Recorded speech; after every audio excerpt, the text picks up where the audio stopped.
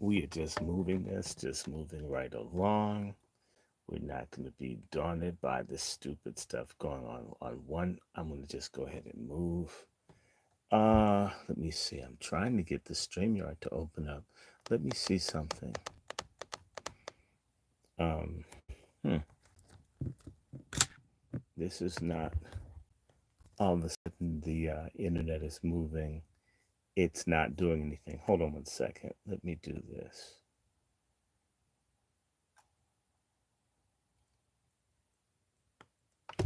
And let me just reboot the whole thing. Anyway, I hope you guys are good. I hope you guys are ready for more. I know I am. I see there are three people here. Hi. How's everything going?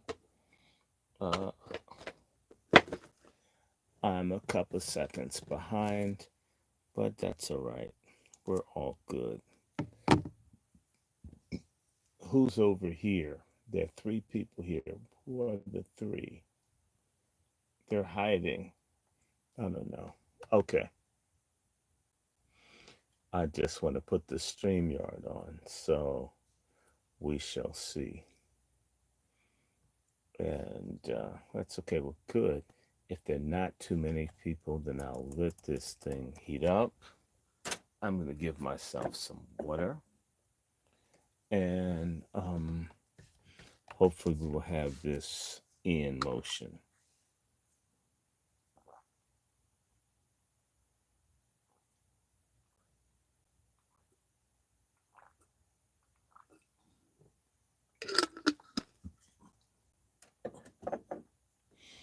And wow. Let's see. Let's see. And this is taking forever to boot.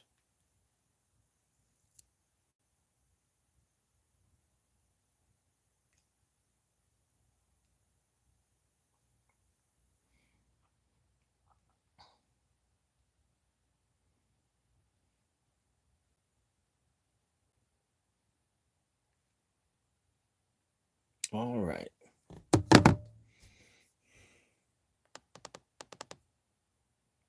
Okay. Two people here. Nice. Hope everybody's good.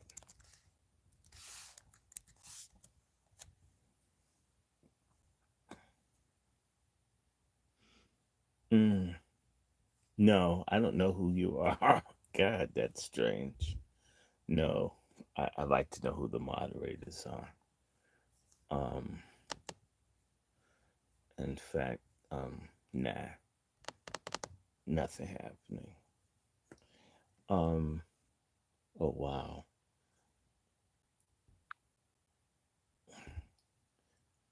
Okay, deviant, blocked. Lots of deviants. Deviants. Um,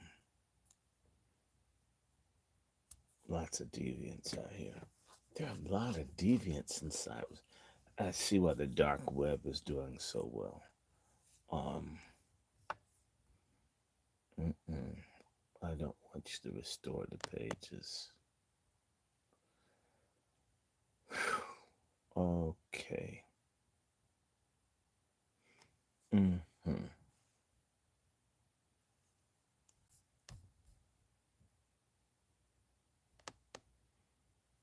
And let me see.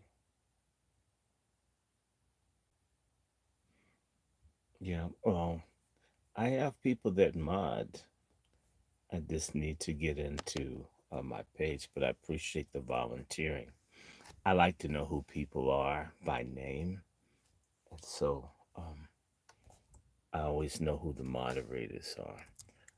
Um, that's how things are. Nobody knows anybody with this internet stuff. It's incredibly odd. It's a freak's paradise, if you ask me. Um, mhm, mhm, mhm. Yes. Well, yeah, you can help. I just don't know who I'm talking to. And Deadman13, you have a very promising screen name. So, you know, that's nothing I would work with. I'm interested in life. Um, so, appreciate it, but nah, we like to know. Yeah, I got friends that do the mods. I don't have a want for friends.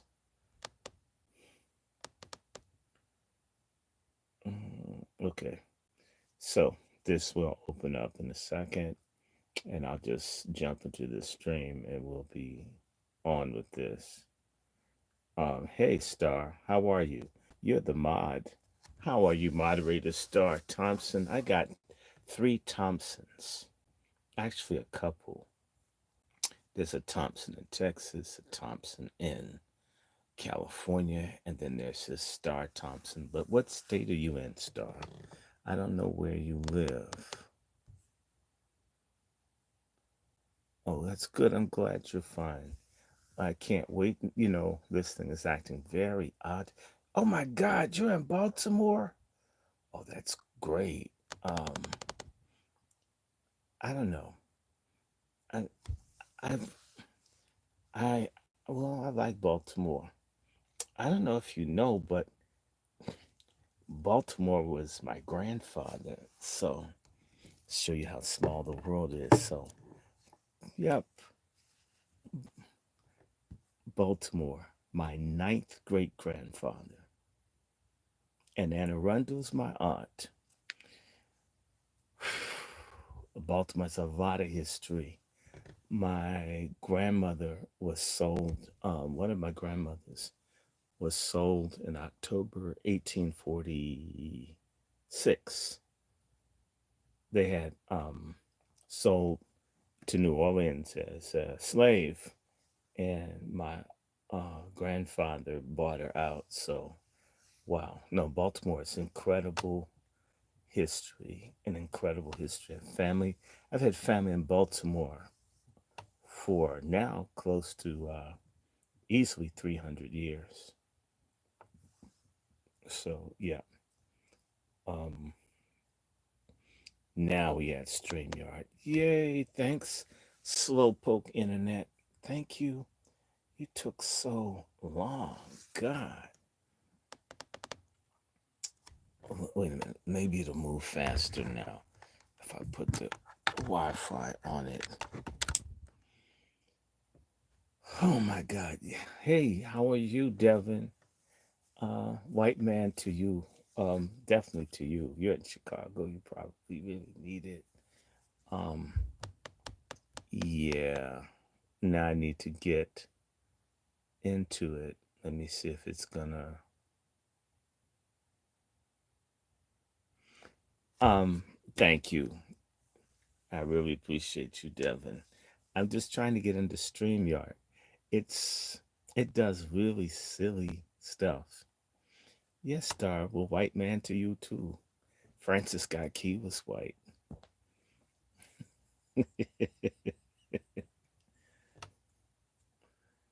um.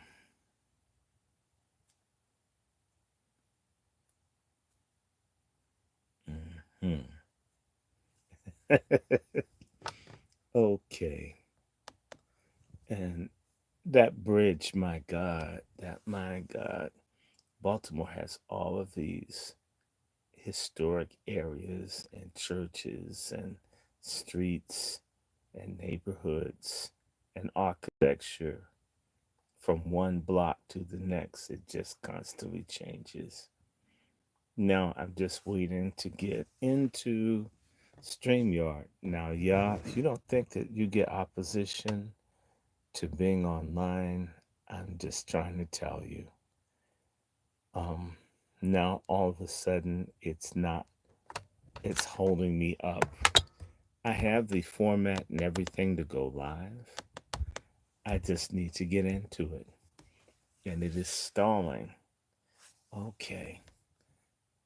The signal's going slow. Slow. this happens. Well, we were talking, yeah, very beautiful architecture. The last time I was in Baltimore, I was just taking pictures of buildings. I mean, there's so much variety. Um, it's an incredible place. Um, and it's it's a bastion of culture. They only say bad stuff about Baltimore. They never tell you any of the good things. Um, that's to be ugly to the people that are there. Um, hmm, I'm wondering why this is doing this. Now, remember, I was talking about reparations earlier today.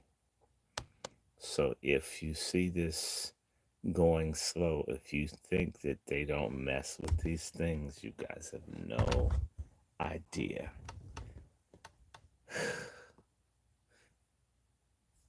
Um, a lot of people I know from DC moved to Baltimore. You can afford to get a house there. Um, the problem is the people in Southern Maryland hate Baltimore, and they want to destroy Baltimore because of who's there, and they haven't been able to get the people out. Um, they're trying to get the people out of Baltimore. So the water is poison. Um, it's incredible. Oh my, they're going to let me into StreamYard at long last. All of this effort, Devin. Yeah, I don't realize this. That's the one thing that would make me hate doing lives is all of this effort to get into it. I mean, come on, it's not that serious. There are people out here preaching to kill people. Yeah, let's go. I'm waiting. I'm waiting for StreamYard to open. I have everything I need. I might do a water break for a second, but we have everything we need. This is the book. This is a hell of a book. The intro was very, very, very, very, very dense. It was dense. I'm sorry about how long it was. Um, but we're we're on chapter one. Oh yes, it's opening up. I don't know what the problem was. So let me see.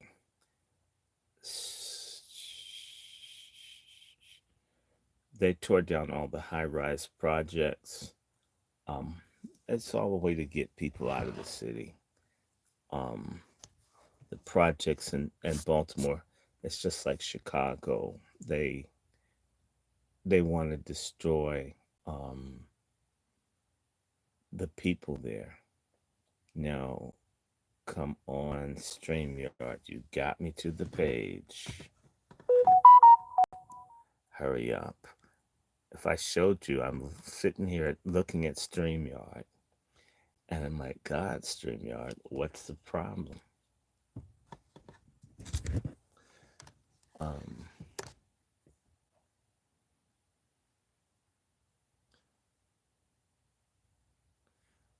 okay, it should happen any second. I have this, I've got the page. After all this effort,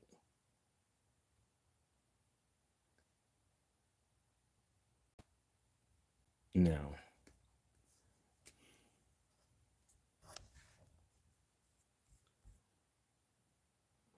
I don't know why this stuff goes slow. Um, they want to destroy the people in Chicago and Baltimore. Um, I guess they want Atlanta too. There's some key places where they want to break the populations. Um, so Newark, Philly, Baltimore, they got DC. DC's gone. Chicago. Um, Yeah, take all the jobs, everything. It's quite deliberate what they're doing. It's a war being waged on people. Yeah, I should see this. I want y'all to see the StreamYard thing. You have to gotta make these things up. I'm gonna turn this around, and you can see that StreamYard is frozen. I'm sitting here waiting for the page to load, and I'm trying to figure out what's the frigging problem. See the little spinning ball? It's spinning for what? I'm going to see if I take it off Wi Fi, will it let me get onto the page so we can move forward? Oh, it just opened up. Maybe because you guys are watching. Um, Look at this. It just opened up. I've been sitting here just waiting for this to open up. Come on. I just need to get into upcoming, right? Right here. So I can get this moving. So, Judah, you guys, this is what it's like sometimes. I talked about reparations. When you do um, mind you, I'm not manipulating the Wi Fi thing. So if you see this thing coming up, I'm not touching the computer. So what is it that's making this come up? Um, Hurry up. I'm ready to go too. Let me take the Wi-Fi off. I'm, or let me just go on Wi-Fi and just see if Wi-Fi will pull it. I have it hardwired. It should just work. I want you guys to know that they have something that interferes with my router or whatever. And it's been going on for about, I'd say about 4 years. And so this is what it's like. If you wonder why it's long or whatever, I mean, I've done everything I'm supposed to do. I've paid for 400 hours of storage. I've done everything. We need our own people doing stuff and doing tech. If you know any troubleshooting people, pass them. I'd like to figure out how to get that working. Okay, now it says you have no upcoming streams or recordings. How do you know that? I just logged them in earlier today. Sure, I have one. Notes, look at that. StreamYard Teams. So, trust me, the intelligence people bother even social media. You mean the teams are looking? What are you looking on? And I do too have something. Are they going to tell me I don't have one? Well, let me just do a live anyway. Let me see if it'll do a live. Okay. I'll just do this right now in front of you because this thing is stupid. Okay. I'll just do it in all caps. I did 2 of these. So yeah, I did. Now, tip. And I didn't type it twice. Okay.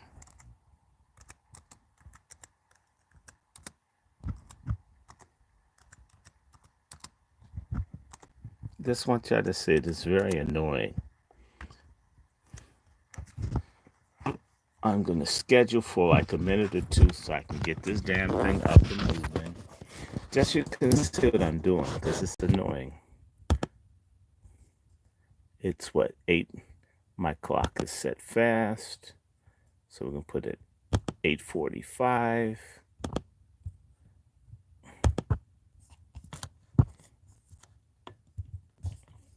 And so you'll see, I already did this earlier today. I should have been able to just come in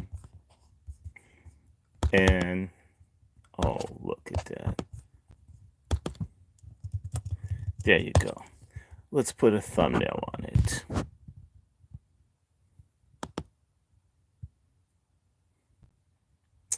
So you can see what I'm doing. Come on. Now it's got to stall again. If you do something online and it's halfway legit, this is why some people I'm certain are faking. They don't have problems going online whenever they want to. They're not doing legitimate stuff. Okay, so you'll see what I'm doing. Yeah, I'm not sitting here wasting my time. Okay, that's done. Okay, we're going to, and I have a whole nother thing up here sitting, but it said that I didn't have it. So I just went ahead and did it. There we go. Now, guys, maybe I'll get to go live now. I just want y'all to see the crap. Now, with all of you guys watching, I did it before I went live, Devin. I don't know what you're talking about. Um, you guys are acting like projects are such elegant place to live. They were elegant places to live when they were maintained. I beg your pardon. It's when they decided to, here in DC, projects were the best places to stay. When they decided to make them horrible and let crowd people in that didn't pay and all this other kind of stuff, people who didn't follow the rules, they made the projects a punishment area. In Chicago, they deliberately didn't maintain them. It wasn't the buildings themselves. It was a policy to punish the people that lived in the buildings. Even stacking them horizontally, as off as that was, had those buildings been maintained, and the people got the services that they deserved, it would have been manageable. Now that I did all of that, now there's a stall for entering the studio. Just want you to know. And so I loaded all this stuff in here. Oh, yes, I did. Now hurry up thing. And I might get a thing that says something's gone wrong. Um, and you just saw me, don't put too much information in. See, there's someone sitting watching what you do. It's called a super user. And if someone's racist, then they will attack certain sites and persons because they don't like the information getting out. Racism is a unified conspiracy of white people and other people against us. And in any job, whether it's police, stores, banks, and they're at war with what we do, who we are. It's always ongoing. It's whether it's in the store where someone follows you, it's in school where the person, you know, writes you up and puts you in paper school to prison pipeline. It is um, all consuming what people are doing to hold people down. The thing is that we have to refuse to cooperate with being held down. Now, let me see. It says I'm entering the studio. And by the way, I have the top flight membership in StreamYard. So it's not like I have the cheapy plan. And so, yeah, loading. It's still loading. I'm hoping that this happens any second now so I can go ahead and do this. So just know that um, projects became the games and all, but when people were using them politically, people in the projects could be organized and mobilized in places like Chicago to get people like Harold Washington elected, Marion Barry elected. And so something went wrong. Try again. Okay, so they tell me something went wrong. Let me take the hard wire off. I told y'all when I have it hardwired, it gives me difficulty. Uh, I can't wait for this to get over so we can get to it. Next thing, the video's not going to work. And so the video will work on all the other things. Hey, Brother Mark. Thank you, Mark. I hope what we were talking about for reparations made sense. We're going to be talking about racism for a couple of weeks, and so because the racist people who follow, they need to get told off. They need to get told some things, and they don't get told. Do you realize if you live in a racist family, go to racist schools, go to a racist church, everything, you never ever get any pushback to the garbage that's being done to other people? It's all normal. The Klan is normal, the Nazis are normal. Um, Everything evil is okay that's done to other people. It's a okay if they don't encounter or have something, punch them in their face and say that that's crap. That's not so. And you have to understand society is structured to this is what Dr. Burton's talking about. A lot of people never encounter um, anything to make them even think about what's going on. That's how you can get the masses of people, white, and also honorary whites and also self hating black people, to support oppression of whole groups of people because, I mean, there's nothing telling them that it's wrong or, maybe. Or if they meet one person, well, you're weird. It's just you. Only you think police murders are bad. Or the police they have a hard job, right? Until they get their ass beat. Then, I can't believe, right? So let me see. Now it's saying to me I'm entering the studio again. Oh, wow. I want y'all to see this. It's not letting me in here. Let me try it again. So I apologize about this difficulty. It is not me, folks. I just want the stream to work. And this is interference. I've been doing this for a while. If you do stuff that is thought provoking, you can have a problem on YouTube or other things. Talk to some people, everything starts going wrong. Last week we had a Pat Talk. Um, Notices were sent to me by Chef C and all that. I didn't get anything. I never got it. Okay. I wasn't supposed to see it. Um, God, imagine if I had 100,000 followers, what would be going on? So let me see. I'm entering the studio again. Is it going to work? Um, it's saying it's loading.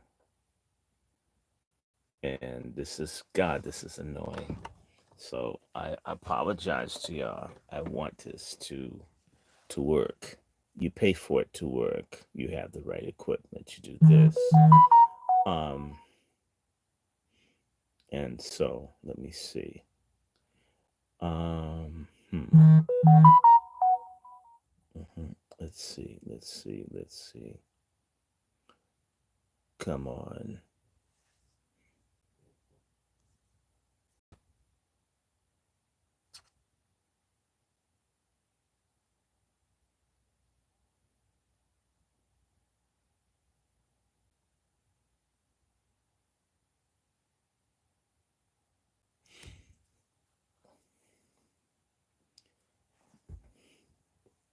And if I don't get this here, um,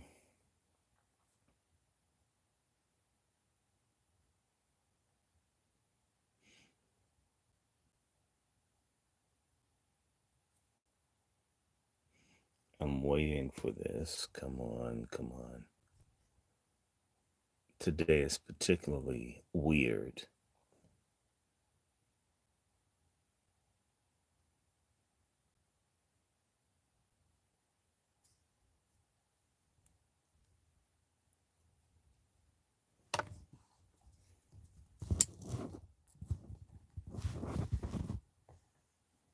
Okay, here we go. All right, now we get to. Okay, let me unmute my mic.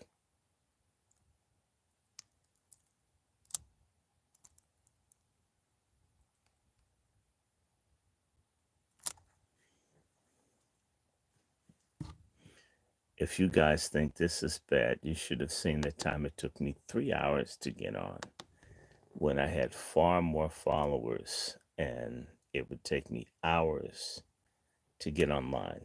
By the way, I'm going to get a new carrier. That's the other reason why, I've got to get rid of Comcast.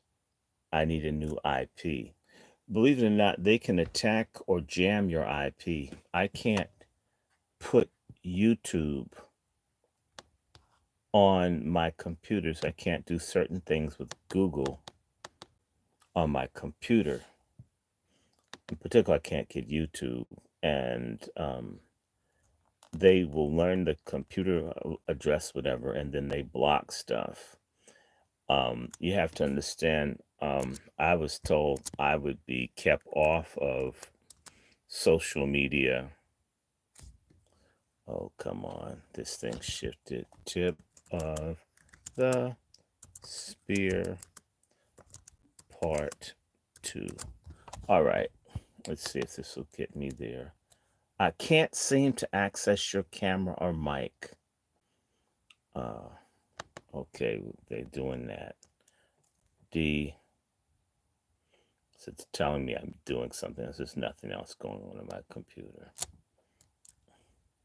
Let me enter the studio, and this may just only give me, so it's shutting off. I'll show you so you can see it.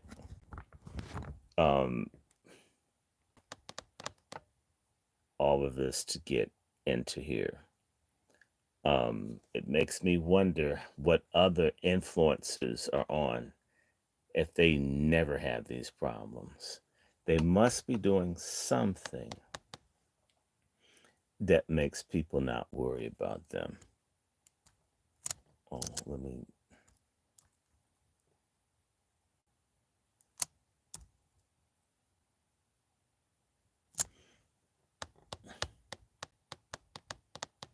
No, let me see. Just trying to get into the studio.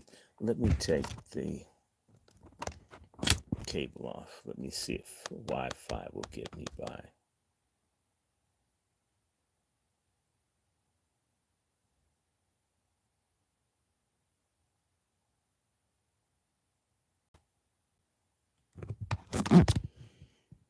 Hmm.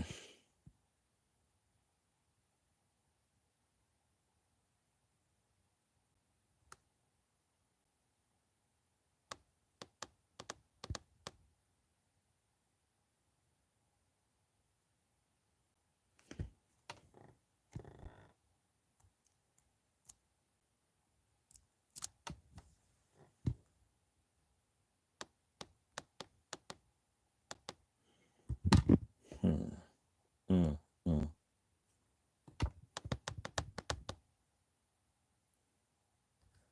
Okay, it said told me something went wrong again.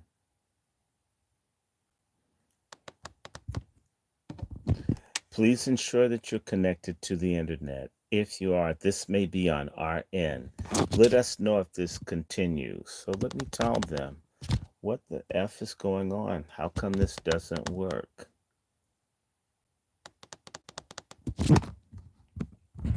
This shouldn't be jamming.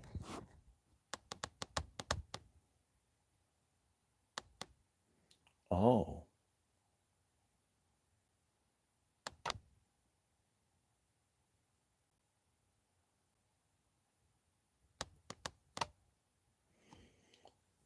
All right.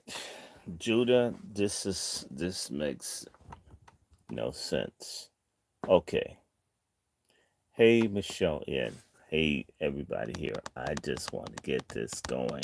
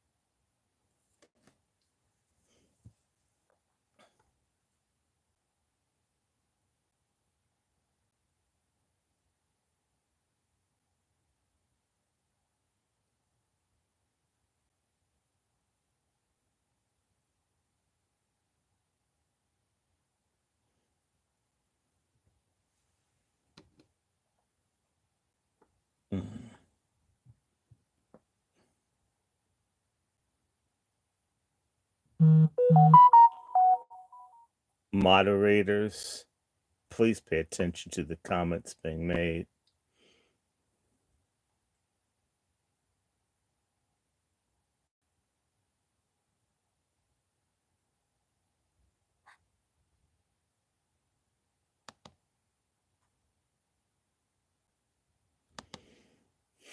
Hmm.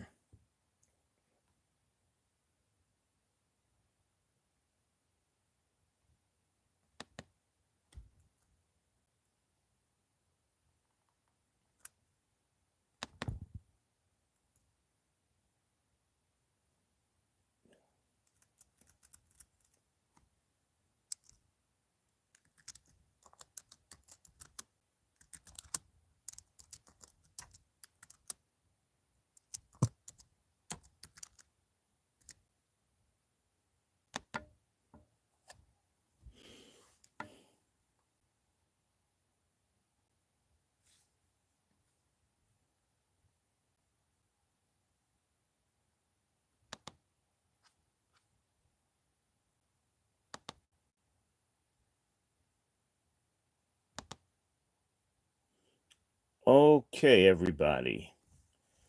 We're on. We are live.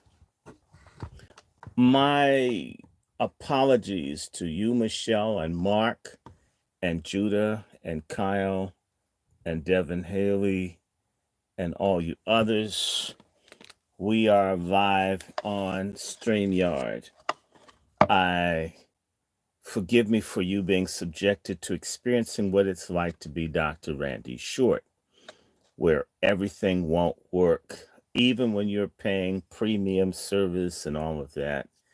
You need to understand there's a war for your mind.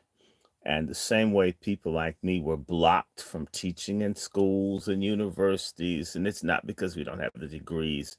There's a desire for the people to be kept stupid and ignorant. That's what makes this book so incredible. It's called The Tip of the Spear by Orsamni Burton, a professor at American University here in Washington, D.C. I'm going to ask you for one more indulgence. I want to make certain that I don't have any problems with the air because I was gagging the other day. Something about my cat is messing with this air. And I want to get some water, just more, so we can spend the next 2 hours or so going through this book. So give me exactly 1 minute. I will be right back. And thank you for your patience. This is the Angry Black Men's Book Club rebooted. And again, thank you, Devin, for calling. I just had to take a nap between talking about reparations. If you did not get a chance to catch the Salt Ministry sermon on reparations, it's worth your while. If you're going to a sorry ass, a fake ass black church with a greasy preacher, a nigga preacher that doesn't want to tell you anything, it when you thought that people in the church were off your right, um, maybe you're a Christian and they're not. Had you ever thought of it that way? Cause so anyway, let me get this water and we're on this. Give me exactly. We've been at this for a half hour. Give me 2 minutes and we're off and running. Sorry about the long delay. It wasn't me. I'll be right back. Right back.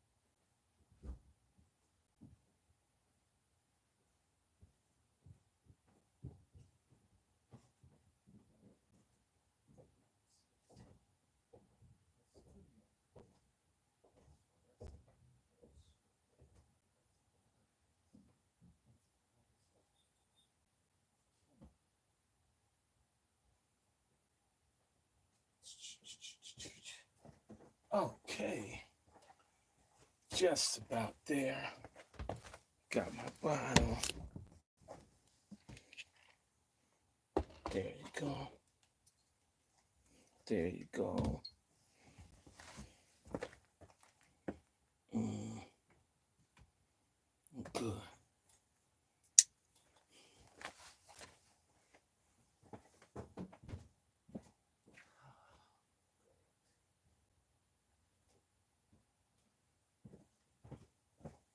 Okay. Studio on. It's a lot nicer to my eyes than the fluorescent light. Okay, guys. Y'all ready? Because I sure am. And again, welcome to the Angry Black Men's Book Club. Tip of the spear. They really don't want y'all hearing this book because this is like embarrassing. I'm in chapter 1, Sharpening the Spear, Strategies and Tactics of Revolutionary Action. I'll repeat it. This is Sharpening the Spear. For all you late people, don't ask me questions once I start it. It's recorded so you can listen later. I just say this as a teacher.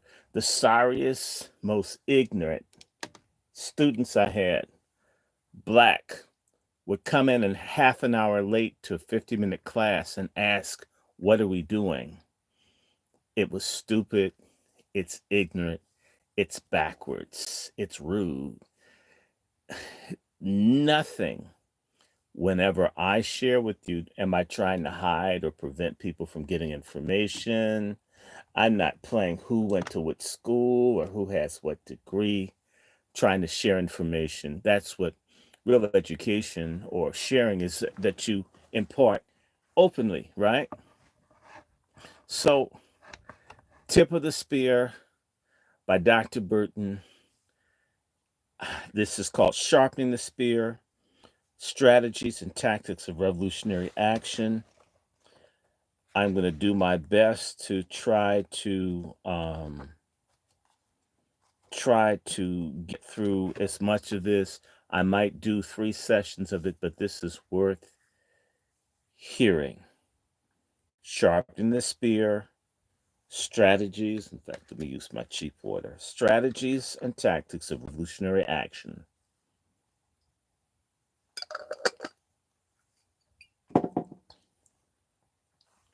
During the late afternoon of October 2nd, 1970, 6 incarcerated men marched across the interior courtyard of the Long Island City branch of the Queens House of Detention, commonly known as Branch Queens, and approached a cluster of microphones perched atop 2 folding tables. In front of them stood a phalanx of print, radio, and television journalists, police officers, Department of Corrections, which is going to be DOC, guards, elected officials and community leaders, as well as DOC Commissioner George F. McGrath.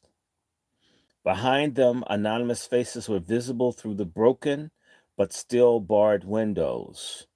What could not be seen were 6 DOC guards who'd been taken hostage and sequestered somewhere in the jail's interior. The jail's entire captive population, 335 human beings, had exploded in rebellion the previous day. Over the next several hours, captives in 4 more New York City jails would rebel, and in ensuing months, an anti-carceral revolt would traverse the Empire State.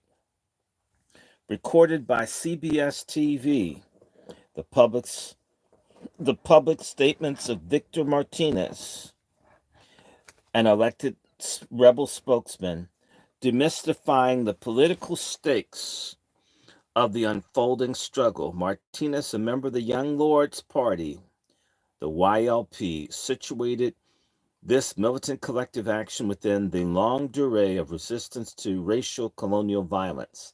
The system has oppressed us for the last 400 years, and we're here to put a stop to it, he proclaimed. his voice quivering with rage. Martinez's analysis contradicted that of the DLC officials, who had preferred to frame the disorder as a reaction to jail conditions, especially overcrowding. While the brutal density of the environment, the fact that human beings were packed two, three, and sometimes four to a cage designed for one, no doubt stoked their discontent. Martinez and others understood themselves to be engaged in a struggle that exceeded spatial boundaries of a given institution and the temporal confines of the historical present. They conceptualized their captivity as only the latest iteration of a regime that ensnared colonized people for centuries. By relocating the rebellion's historical point of origin from jail conditions to the violence at the core of Western modernity, Martinez constructed the rebels as legitimate political actors, indeed as anti colonial revolutionaries who had taken the bold and necessary steps to halt a transgenerational onslaught. And what follows, I trace the rise and fall of the New York City jail rebellion, the opening chapter of the long Attica revolt. I explore how figures like Martinez and many others, the revolt's organic intellectuals, elected spokespersons, and hidden engineers, labored to steer the collective rage of the wretched in a revolutionary direction. I analyzed their public facing demands while ultimately looking beyond them towards the internal dynamics of their insurgent organization, processes of self governance, and anti carceral strategy. I also explore how the rebels and the state negotiated the role of violence in achieving their objectives. As I've already argued, the tip of the spear is a military idiom for that which creates a breach in the enemy's defenses. Forced behind enemy lines, behind walls erected to preserve the existing social order, incarcerated people possess a latent insurgent potential, detailing a process I call sharpening the spear. This chapter shows how jail captives began to pull themselves together, honing their capacity to act as a unit, preparing themselves to strategically engage in a war that had surrounded them and saturated their very being, making their tactical victories legible. I show how this besieged population managed to exert political leverage within one of the most repressive institutions in U.S. society, succeeded in radicalizing populations on both sides of the walls, and inaugurated a paradigm of revolutionary struggle that intensified over time. This segment is called Dispatches from the Tomb.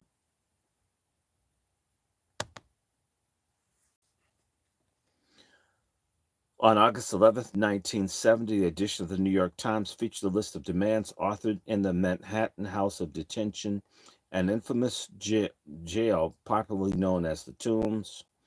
The carefully worded statement assailed the city courts for allowing legions of poor to languish in decrepit cages for months without trial, and for ignoring their writs and petitions seeking legal redress. It accused the Legal Aid Society, a nonprofit organization charged with defending them, of encouraging the accused to accept plea deals that railroaded them to prison. The authors framed the judiciary as a rationalized instrument of violence from which we cannot receive any justice and can only suffer threat, coercion, and intimidation disguised as law and justice. Their dispatched denounced jail conditions, moldy food, lack of clothing, restricted access to law books, overcrowding, infestations of lice, roaches, mice, and rats. They accused their keepers of subjecting them, especially the blacks and Puerto Ricans, to incessant physical violence. It was common practice, they wrote, for the guards to beat defenseless inmates into unconsciousness, often injuring them for life, physically and mentally, or both. Demanding the immediate cessation of this system of brutality and dehumanization and injustice, they signed the document, We Are One People. As we will see again and again, this statement is the core aspiration of the Long Attica Revolt. Though authored in a specific institution, this document was relevant across the jail system. A network of institutions distributed across 4 city boroughs and Rikers Island. Written for a general audience, it was a measured critique of what was seen in radical circles as a concentration camp system that aimed to dehumanize and liquidate the racialized poor. In the wake of the rebellion, a jail official who was far from a radical declared, if we kept our animals in the Central Park Zoo and the way that we caged fellow human beings in the tombs, a citizens committee would be organized and prominent community leaders would be protesting the inhumanity of our society. Discourses of criminal justice legitimized this race and class war. Between 1967 and 1970, the jail population nearly doubled. A system built for fewer than 8,000 people now confined more than 14,000. Although a moral panic about rising crime suggested otherwise, misdemeanor and discretionary arrest drove this growth. Moreover, the majority of the city's captives were pretrial detainees, meaning they had not been convicted of the crimes of which they were accused. Rather, they were in jail because they were either denied bail or, as was more often the case, could not afford to pay the bail set by the judge. The official purpose of bail is to ensure that the accused appear at trial, while also protecting their civil liberties before trial takes place. However, as historian Toussaint Louviere has argued, this moment was increasingly characterized by the political use of bail as a strategy of preventative detention, a means of incapacitating economically surplus and politically restive populations. Bail enabled judges to remove people from circulation and preempt certain behaviors deemed threatening.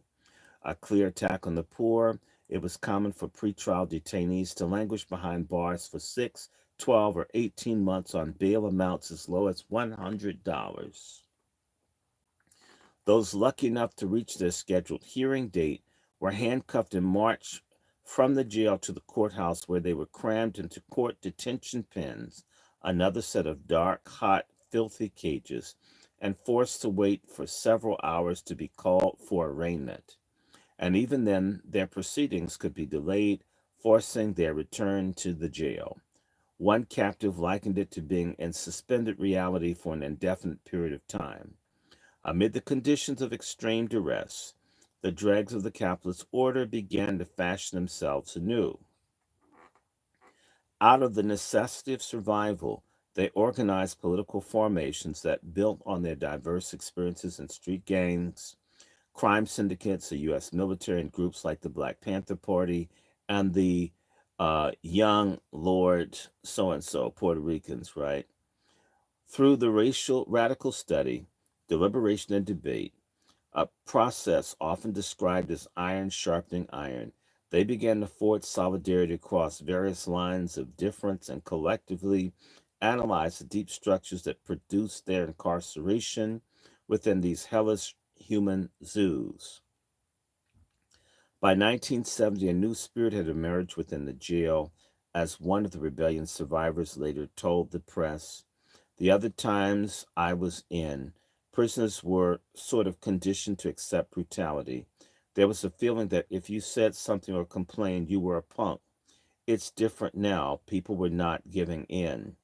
Among the many who nurtured this new spirit, who helped sharpen the spear and fuse the populations into one people, was a ghostly figure named Caspar Baker Gary.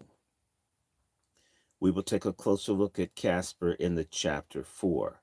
But for now, let us note that he was radicalized through incarceration in Clinton and Attica during the 1960s. Prison crats labeled him a Muslim, a Panther, a black militant agitator and political activist. He was a nonconformist, a practitioner of what I call mad science, whose ethical philosophy, political ideology, and system of knowledge did not cleave to the established paradigms of thought.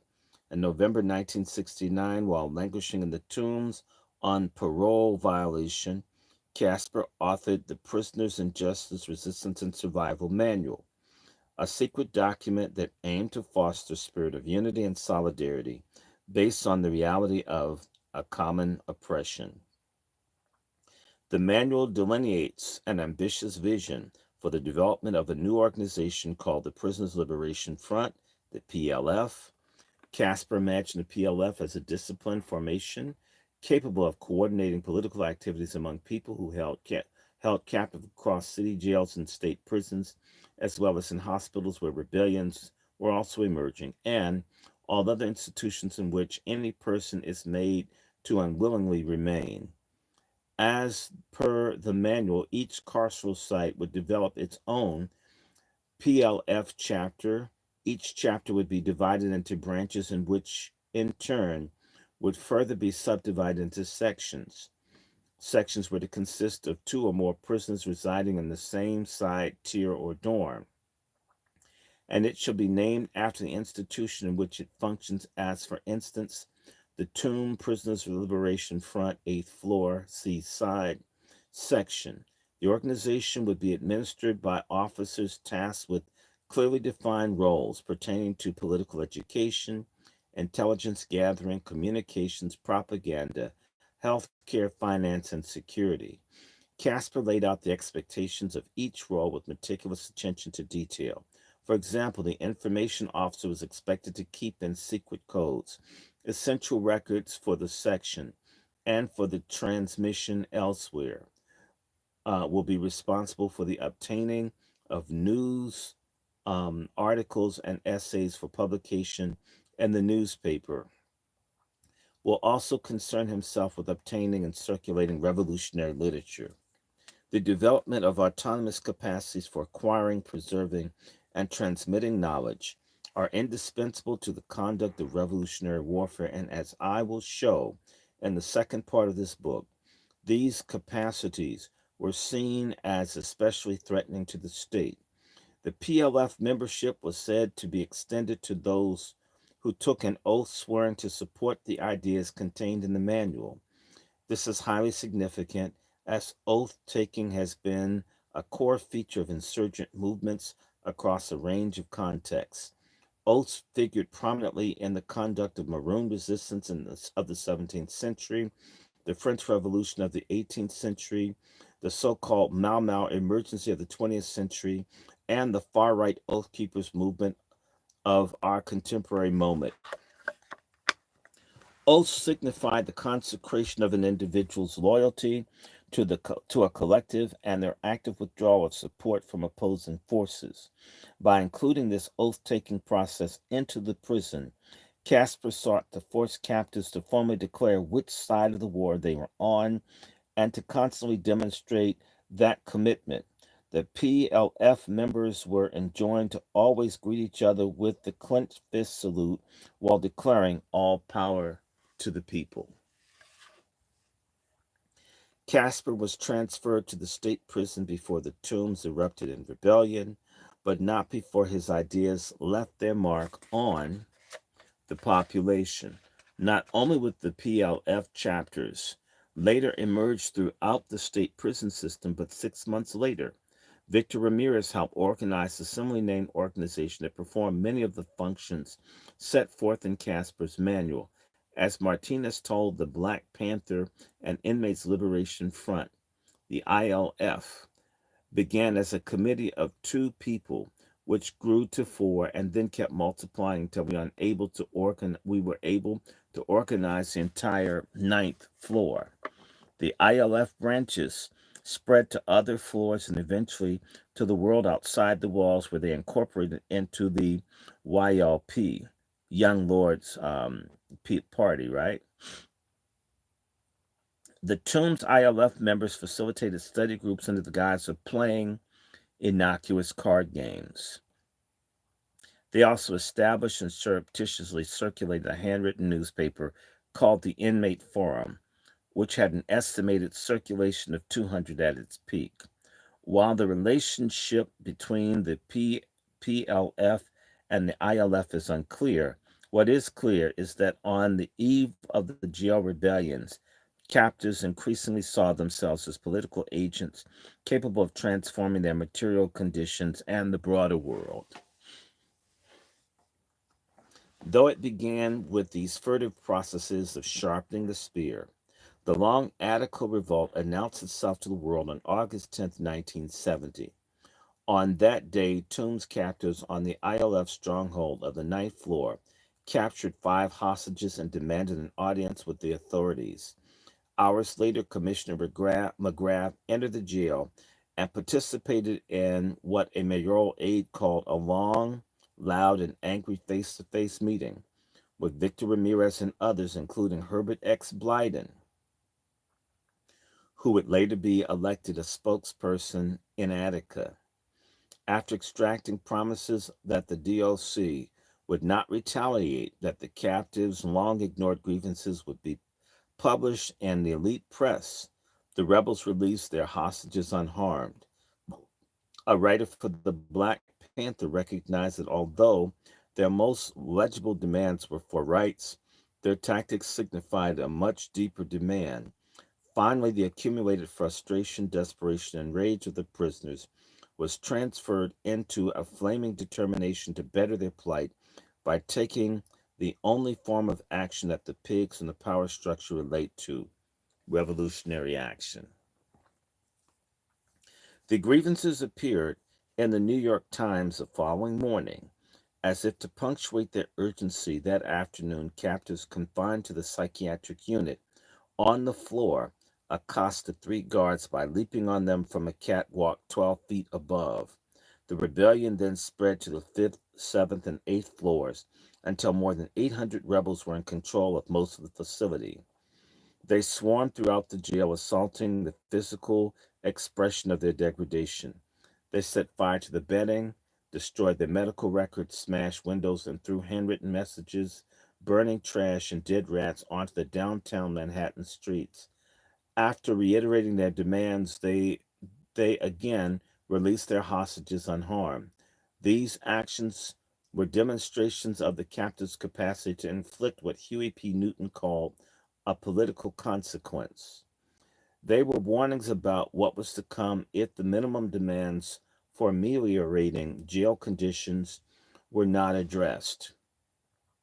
Although they no longer held leverage over the lives of hostages, the rebels remained in control of portions of the tomb for 10 more days. During this period of limited self rule, they continued to sharpen the spear, discussing ways of exercising power despite their physical incapacitation. One idea involved taking their case before the United Nations, where the captives would argue that their conditions violated the Geneva Convention relative to the treatment of prisoners of war, the statement of the treatment of the criminal offenders, and the provisions related to the crime of genocide.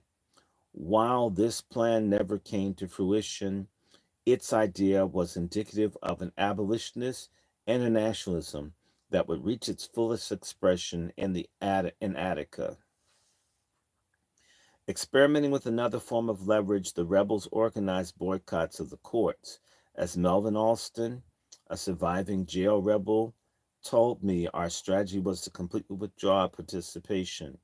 We felt that if none of us went to court, we could come back to the system we could come back the system up even more than what it already was and force them to concede to our demands. The move received coverage in the elite press, with the New York Times reporting that on August 17th, out of 94, only 94 out of the 190 detainees scheduled for hearings appeared in court. The action also spread across the East River to the Branch Queens, which had an even lower court turnout, with only 13 out of 100 people in the schedule appearing before a judge. An enthusiastic participant in the boycott, Melvin, recalls how he was tricked into appearing in court. He was told his parents had come to see him, but when he arrived at what he thought was a visiting area, he was greeted by a judge who summarily sentenced him to 10 years in prison. From there, he was loaded onto a bus and shipped upstate. The opening salvo of the Long Attica Revolt concluded on August 20th, when 8 state agents stormed the tombs and violently reasserted control. I'm sorry, when 80 Commissioner McGrath then authorized mass transfer in which two-thirds of the tomb's population, including Martinez, were transferred to Branch, Queens. He later cited the fact that the captives were no longer forced to sleep in the hallways and floors as evidence that his administration was following through on its promises to improve conditions. However, a captive named Curtis Brown saw things differently. For Brown, who would play a key role in the rebellion, then the rebellion's next phase, the DOC didn't solve the problems. What they did was transfer the problem from the tombs to Queens. The revolt developed in a dialectical relationship to state tactics of domestic war against radical social movements. In 1969, the same year that J. Edgar Hoover infamously deemed the Black Panther Party the greatest threat to the internal security of the country, armed agents of the state intensified their efforts to neutralize the radical left movements, especially the Black Panther Party. One study calculated that by the year's end, 749 Panthers were arrested and jailed, 24 were killed by the police, and scores more wounded. As planned, this strategy deprived the party of some of its most dedicated members. However, the incarcerated targets of the COINTEL repression continued to organize behind the walls, fueling anti-carceral rebellion. Responding to this development, the day after the DOC reasserted control in the tombs, Hoover urged the Bureau to pay closer attention to carceral institutions, recruiting activities of Black extremist groups, establishment of such groups within penal institutions, plans for violent action by these groups, and overall racial picture within the penal institutions are of definite interest to the Bureau and many other agencies. The state employed this preventative detention strategy that it used in a generalized way against populations deemed surplus in a targeted fashion against Black revolutionaries. On April 2nd, 1969, the New York Police Department executed coordinated pre-dawn raids, capturing several members of New York's Black Panther Party. Each of the Panther 21, as they came to be known, were held on $100,000 bail and indicted on a range of fabricated charges, including conspiring to assassinate police officers and bomb police stations, subway systems, department stores, and other public places. A prosecutor later explained that the indictment was intentionally worded to paint the Panthers as terrorists, disseminate prejudicial information to potential jurors, and legitimize warlike responses by the state. Reflecting on the absurdity of the ordeal, the Black Panther Party and Black Liberation Army member Assata Shakur would later write, "It was well known by everybody in the movement that the New York police had kidnapped the most experienced, able, and intelligent leaders of the New York branch and demanded $100,000 ransom for each one." 4 months later, in a lesser known case dubbed as the Mini Panther trial by the press, four more New York Panthers were captured, charged with conspiracy, and held on $50,000 bail, this time for planned expropriation of the New York Dustin Hotel, known as a Harlem drug market. Kuwaisi Balagoon, one of the Panther 21, later called the commencement of the Branch Queens Rebellion Turnabout Day. This statement was fitting not only because rebellion reversed relations of power within the institution, relations between the keepers and the kept, but also because the Branch Queens rebels were responding to the broader strategy of state repression that had produced their incarceration. It began on the noon of October 1st, 1970, when captors on the fourth floor forced their way through a gate, rammed a guard against a concrete wall, and demanded his keys. After incarcerating him and others on what Balagoon called the right side of the bars for a change, they uncaged the entire population, including 9 members of the Panther 21, who the DOC had been holding in the political quarantine in an isolated wing of the jail. Upon seizing power, the rebels began to discipline their movement into a durable form of organization. They held elections selecting their leaders, three members of the Panther 21, Balagoon, Lumumba Shakur, and Kwando Kinshasa, along with Victor Ramirez and two politically unaffiliated captives, one black, the other white. With their leadership committee intact, they fortified their positions, barricaded entry points, established guard posts, assigned routine sentries, and developed a system for carrying messages to different areas of the jail.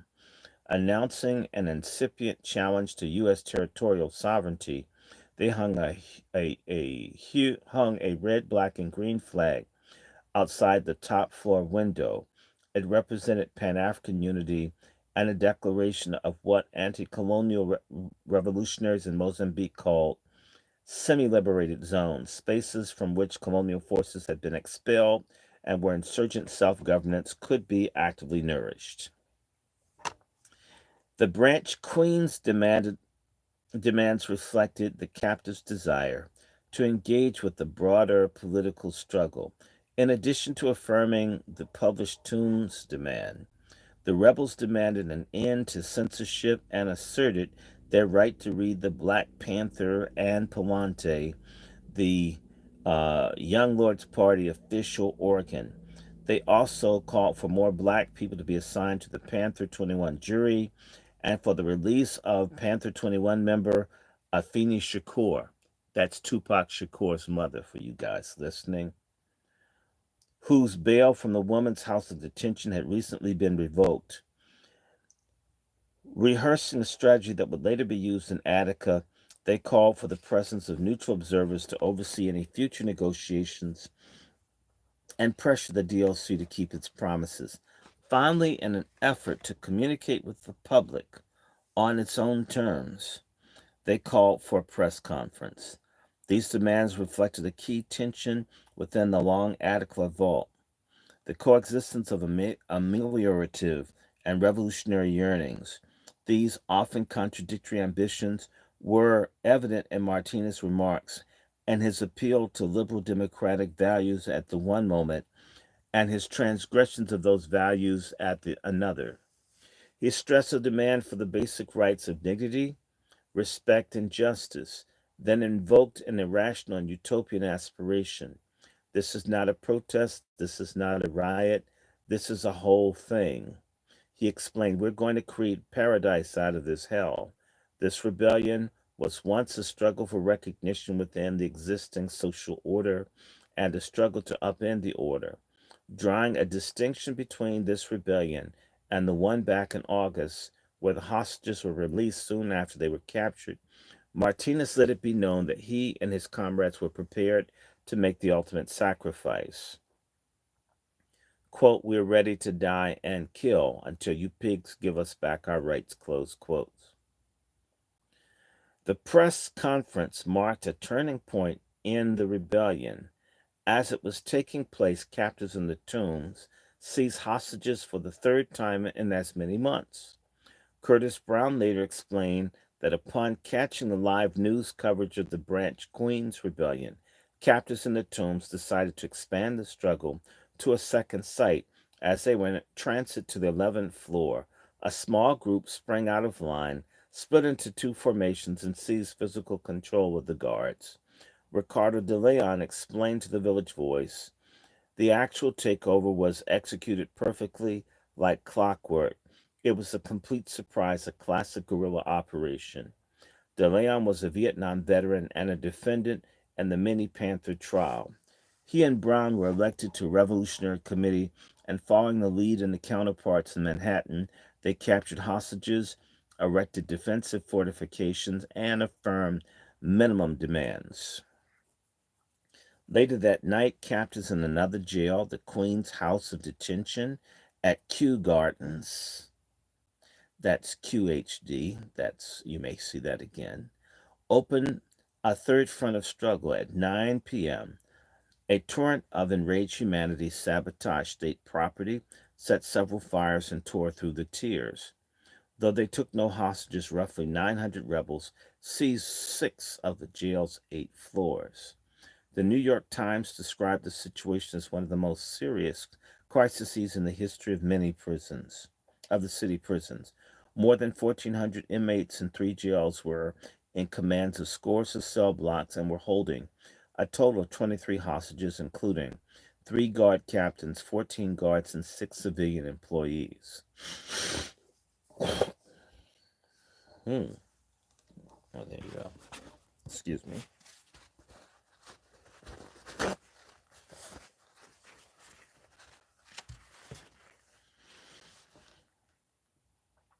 The crisis continued to deepen.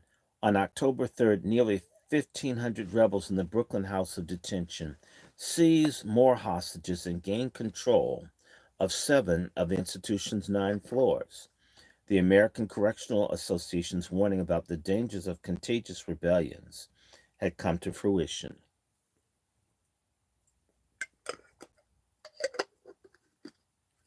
Mm, mm, mm. Although they had declared themselves one people, this multi sided rebellion was riddled with internal contradictions. De Leon explained that while the Revolutionary Committee was tasking the administration developing lines of communication with the outside through the various reporters and interested parties who came to the roofs of the buildings facing the trial, disruptive elements emerged from within. All the divisive influence began to make themselves manifest. Quarrels and fights were developing in the ranks about the dumbest things: food, cigarettes, candy, and pills. Some of the committee members were on ego trips. The pillheads were running around creating confusion, fighting. Ethnic animosity between blacks and Puerto Ricans was smoldering, fanned by ignorance and fear of the oppressor, be- between dealing with the pigs and trying to maintain a united front. All of our efforts were being dissipated on ineffectual activity. Curtis Brown agreed that the drugs were the major barrier to the organization. Mm. He was a recovering addict who had kicked his habit by handcuffing himself to a radiator, subsequently making it his mission to help others free themselves of addiction by teaching them how to replace drugs with politics. He told a producer at WBAI FM that he did not sleep at all while he was up there, that during the rebellion, most of his time was spent confiscating drugs from the population. Notably, his anti drug policy ran contrary to the jail's normal operation. According to an investigation of the tombs, pills were dispensed like popcorn at a bad movie. There was also an important contradiction between the pretrial majority and the roughly 3,000 captives who had been convicted of crimes and were serving short sentences. Many of the latter category were employed in jobs to perform the reproductive labor of the jail. That is, they cooked the food, they did building maintenance and custodial services. Unlike the detainees who were held in limbo, the time men, as they were called, had set release dates to look forward to and often lived in their own section of the jail where conditions were substantially better than for the general population. Following the takeover, the time men of the QHD smuggled out a letter pleading with prison-crats to allow them safe passage out of the jail, or at least to send in sandwiches to keep them from going hungry. They assured the authorities that we stand in a neutral position as not one time man that has participated in any act of aggression against the institution. The time men's desire to be recognized as a neutral party exposes one of the many fault lines between the differently situated factions of the population. Balagoon wrote of an incident over bean pies that were delivered to the Branch Queen rebels by the Nation of Islam. The Papa desserts arrived at night while most were asleep. The thought was that it would be best to pass them out to to those who were awake, since 90% of those awake had been carrying the burden of most of the responsibilities, he explained. There were enough to go around, but a few people devoured the remaining pies, such that a sizable amount of the inmates did not receive any. In a context where food is characteristically deployed as a technology of control, a weapon of war, this culturally significant dessert represented a meaningful source of sustenance and pleasure in an otherwise drab environment. In his autobiography, Balagoon, who would soon declare himself an anarchist, did not elaborate on the impact this affront had on the morale of the rebels and if or how those who took more than their fair share were held accountable. However, the fact that he discussed the challenges at all evinces the interest of the mechanics of self governance and the equitable distribution of resources. If the rebellion was going to succeed and evolve into a full blown revolution, as Balagoon, Martinez, and others hoped it would, the rebels would have to develop an autonomous system capable of meeting their needs. And this way, the seemingly trivial bean pie incident signified deeper challenges for how the rebels would organize the world they sought to build from the ground up. These fissures and tensions clarify the significance of Baker Gary's manual. His attempt to forge discipline and unity through organization, education, and oath taking reflected an understanding that in the face of oppression, solidarity had to be nurtured, defended, and indeed enforced. Any prisoner who actively opposes revolution should be eliminated as soon as possible. Otherwise, they will corrupt all meaningful progress, his manual states. As we as will soon become clear, the inability of rebels to develop the level of unity Casper called for contributed to the rebellion's collapse. Let me stop one more time. I'll be right back. Pause for about 2 minutes. How's it going? What do you guys think? Um, 1 second.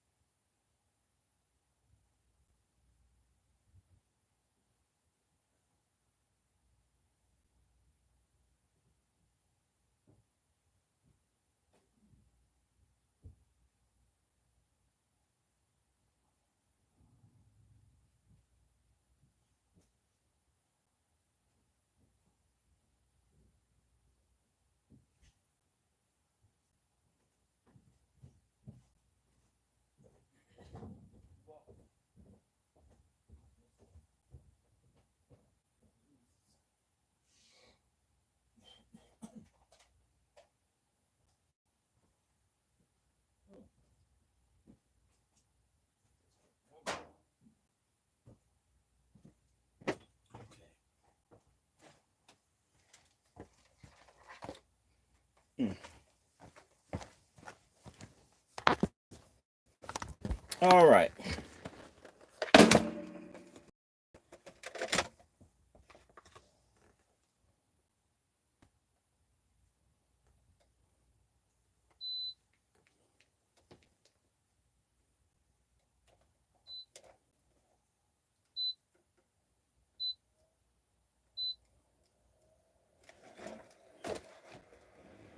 All right.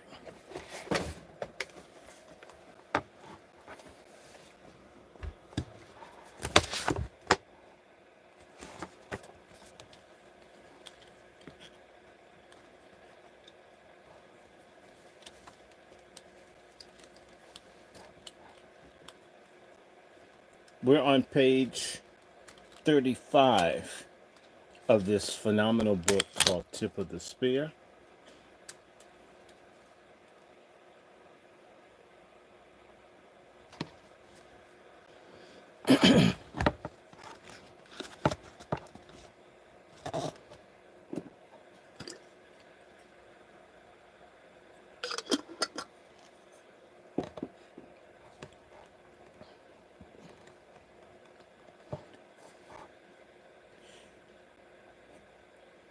It was in this context that Branch Queen became the site of bail review hearings unlike any that had occurred previously or since. During the press conference, the rebels announced their plan to expose the violence of the bail system. They released 2 hostages as a show of good faith and promised to release 2 more if the New York Supreme Court judges were brought to the jail to review their cases.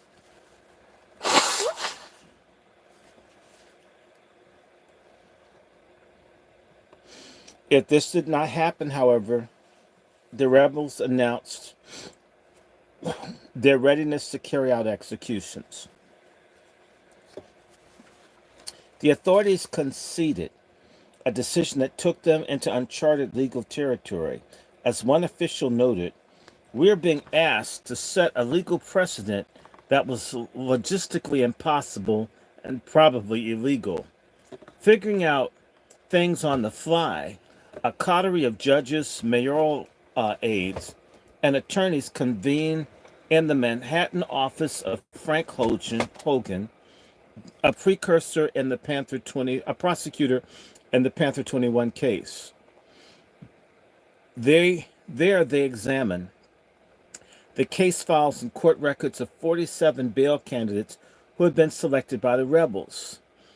As per previous agreement, none of the Panther cases would be reviewed, nor would any involving homicide, robbery, or kidnapping. And so it was that for several hours on October 3rd, 1970, a 3-judge panel held court on the grounds of a jail controlled by criminals, radicals, and revolutionaries. Lawyers, police, media, and the elected spokesman of the rebellion packed the small anteroom. One by one, the judges seated at the end of a long conference table called the names on their lists. Fresh out of law school, Gerald left court. A young white attorney for the Panther 21 had no doubt that his clients would have killed the remaining hostages had the hearings not taken place. They were all so serious, he recalled. The Panthers were facing life and assumed they would do life. Gilberto Jimenez was the first name called. Like all who came after him, he stepped forward and named Leffin Court as his legal counsel. Jimenez had been awaiting trial on a charge of possessing stolen property.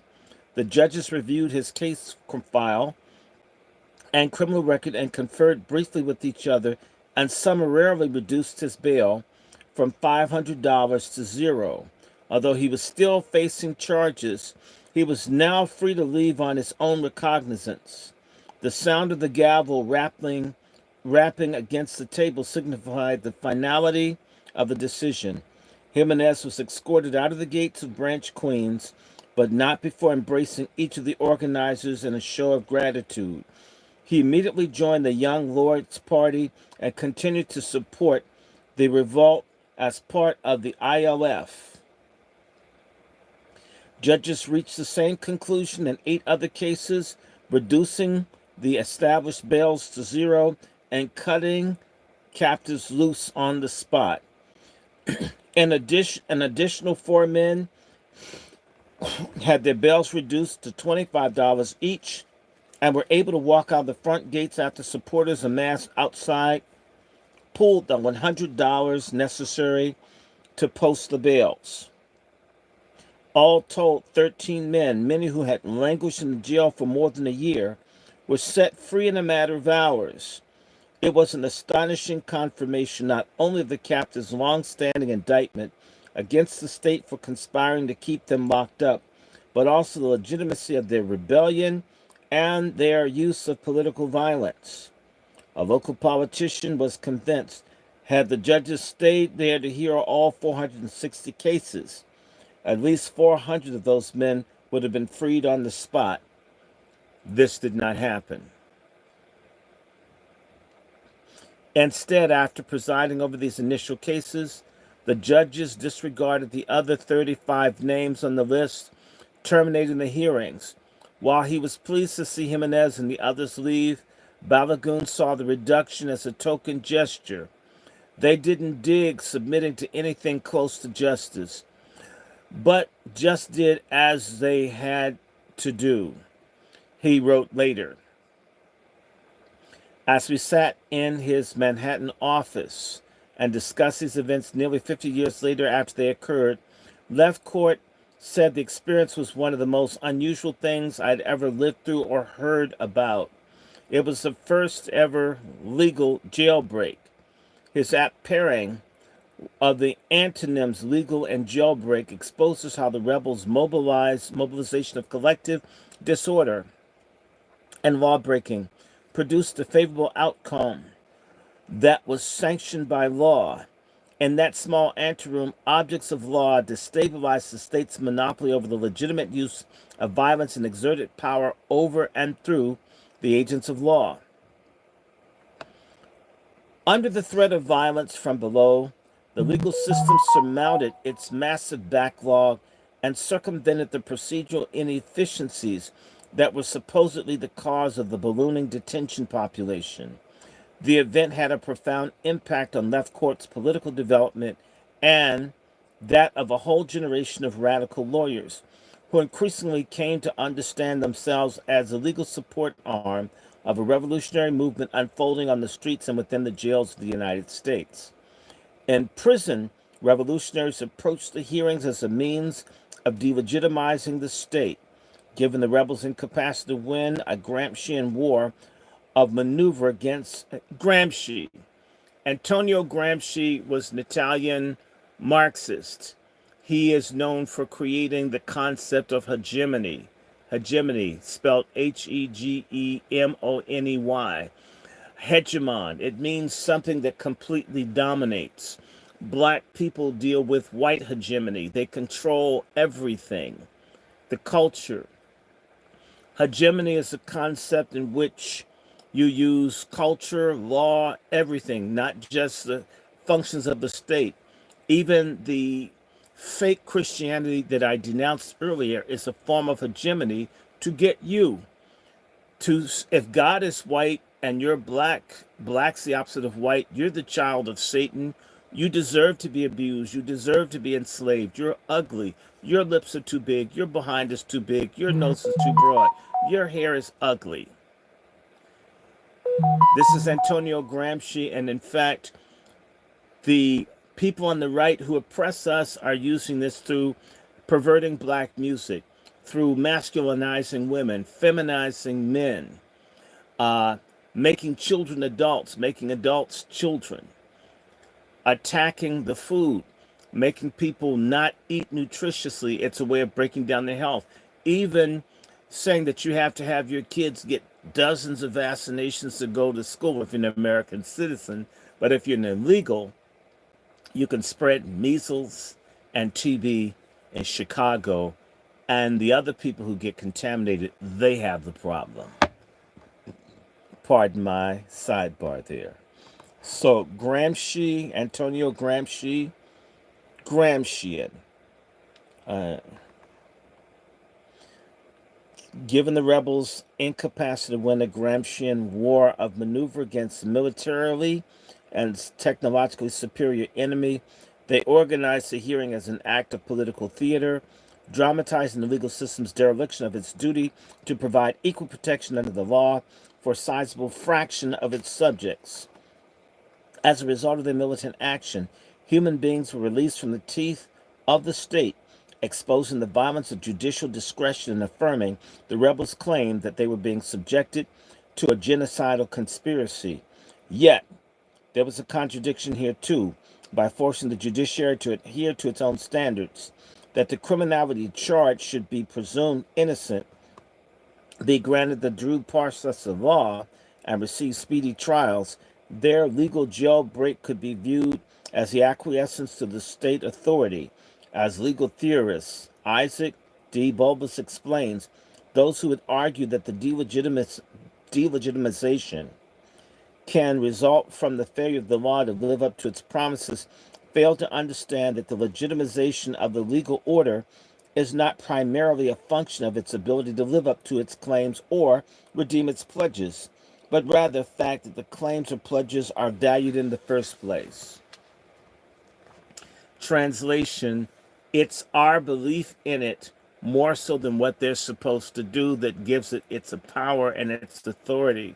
Looking to the very thing that's corrupt to be what it's supposed to be isn't really the issue. They don't have to fulfill their side. It is back to hegemony, our belief, our faith, our subscribing to the system being legitimate is what conveys legitimacy to it, because it is, in as much as it's a human institution, is flawed. From this perspective, one might be tempted to view the hearing as an appeal for the system to reform itself in accordance with its stated principles. While many within and beyond the rebellion saw the movement in this way, it is critical to understand that the struggle unfolded amid a robust revolutionary culture. 2 years earlier, Queen Mother Moore and other citizens of the newly formed Provisional Government of the Republic of New Africa, a black revolutionary formation that sought to secede from the United States, signed the Declaration of Independence. And the spring of the following year, Black Panther chapters began organizing people's tribunals, makeshift court proceedings, in which community members adjudicated conflicts, determined the guilt or innocence of the accused, and handed down penalties on their own authority. The party Oregon described these tribunals as the only legitimate and just recourse that black people have to redress their grievances. At the same time, the party was in its early stages of organizing the Revolutionary People's Constitutional Convention, where they had planned to convene representatives from various radical left organizations on the campus of Howard University. I was there. The meeting failed because there were so many white people on Howard's campus, the Panthers weren't ready for it. I was at this meeting. It was to be in Crampton Auditorium. Seen a lot of things.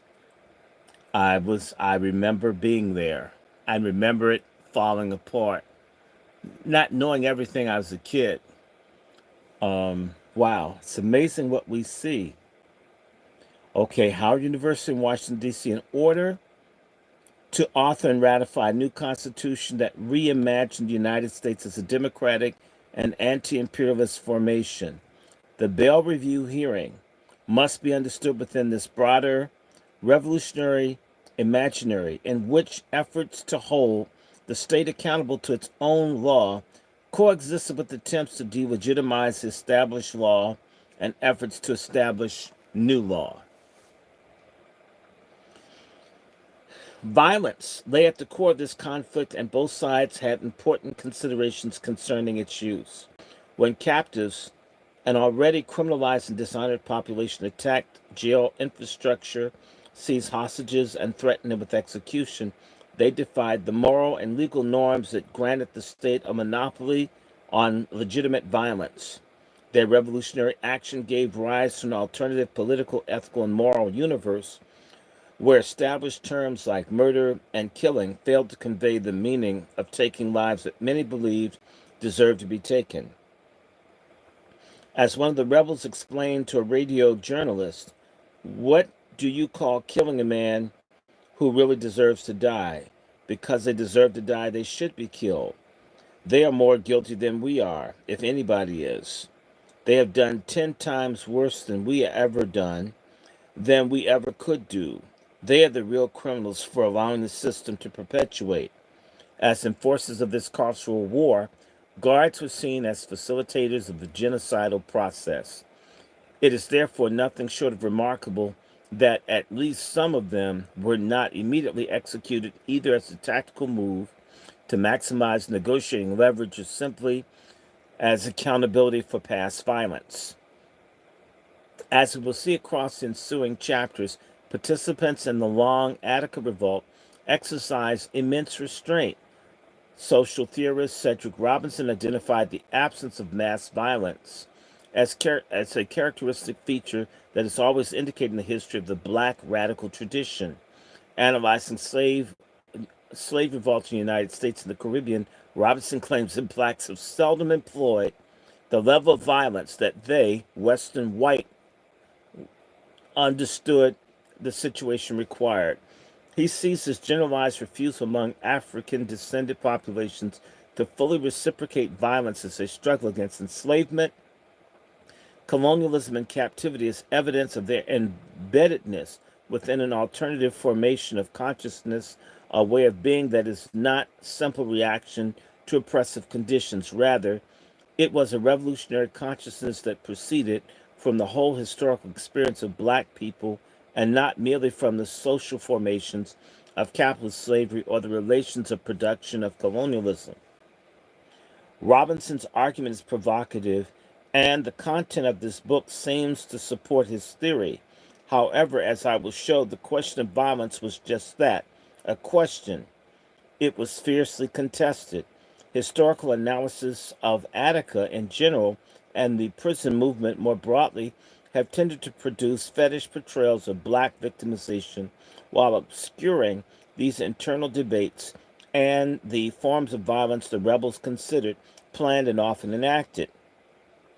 Moreover, the decision to exercise restraint was viewed by many, especially those later associated with the Black Liberation Army, not as a reflection of revolutionary historical consciousness, but as a deep-seated pathology that facilitates black people's continued subjugation amid a carceral and colonial war.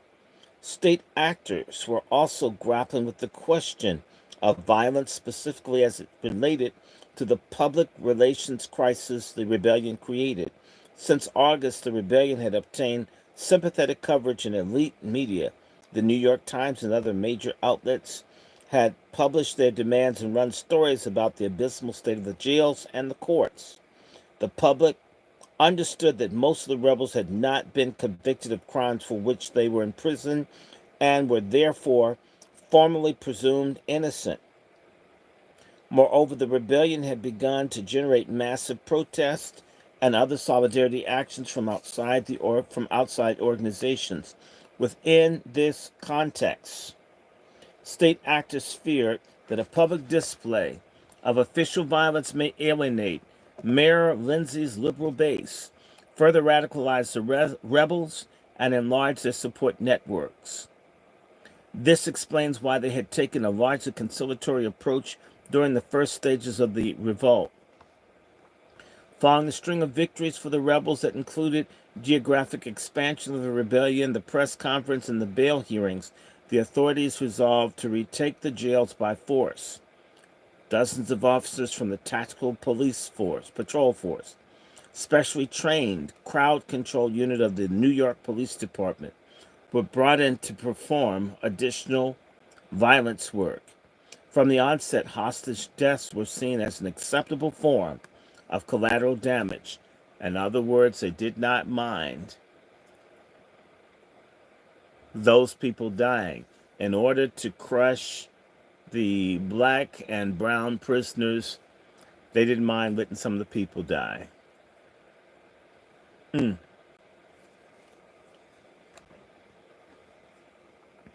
We're just going to have to consider the hostages expendable, said a high-level Department of Corrections official, and view that echoed the American Correctional Association's position that the value of the hostages' lives should be tactically assessed in relation to the public perception. Unlike the state response to Attica 11 months later, an assault force did not breach the jails with live ammunition.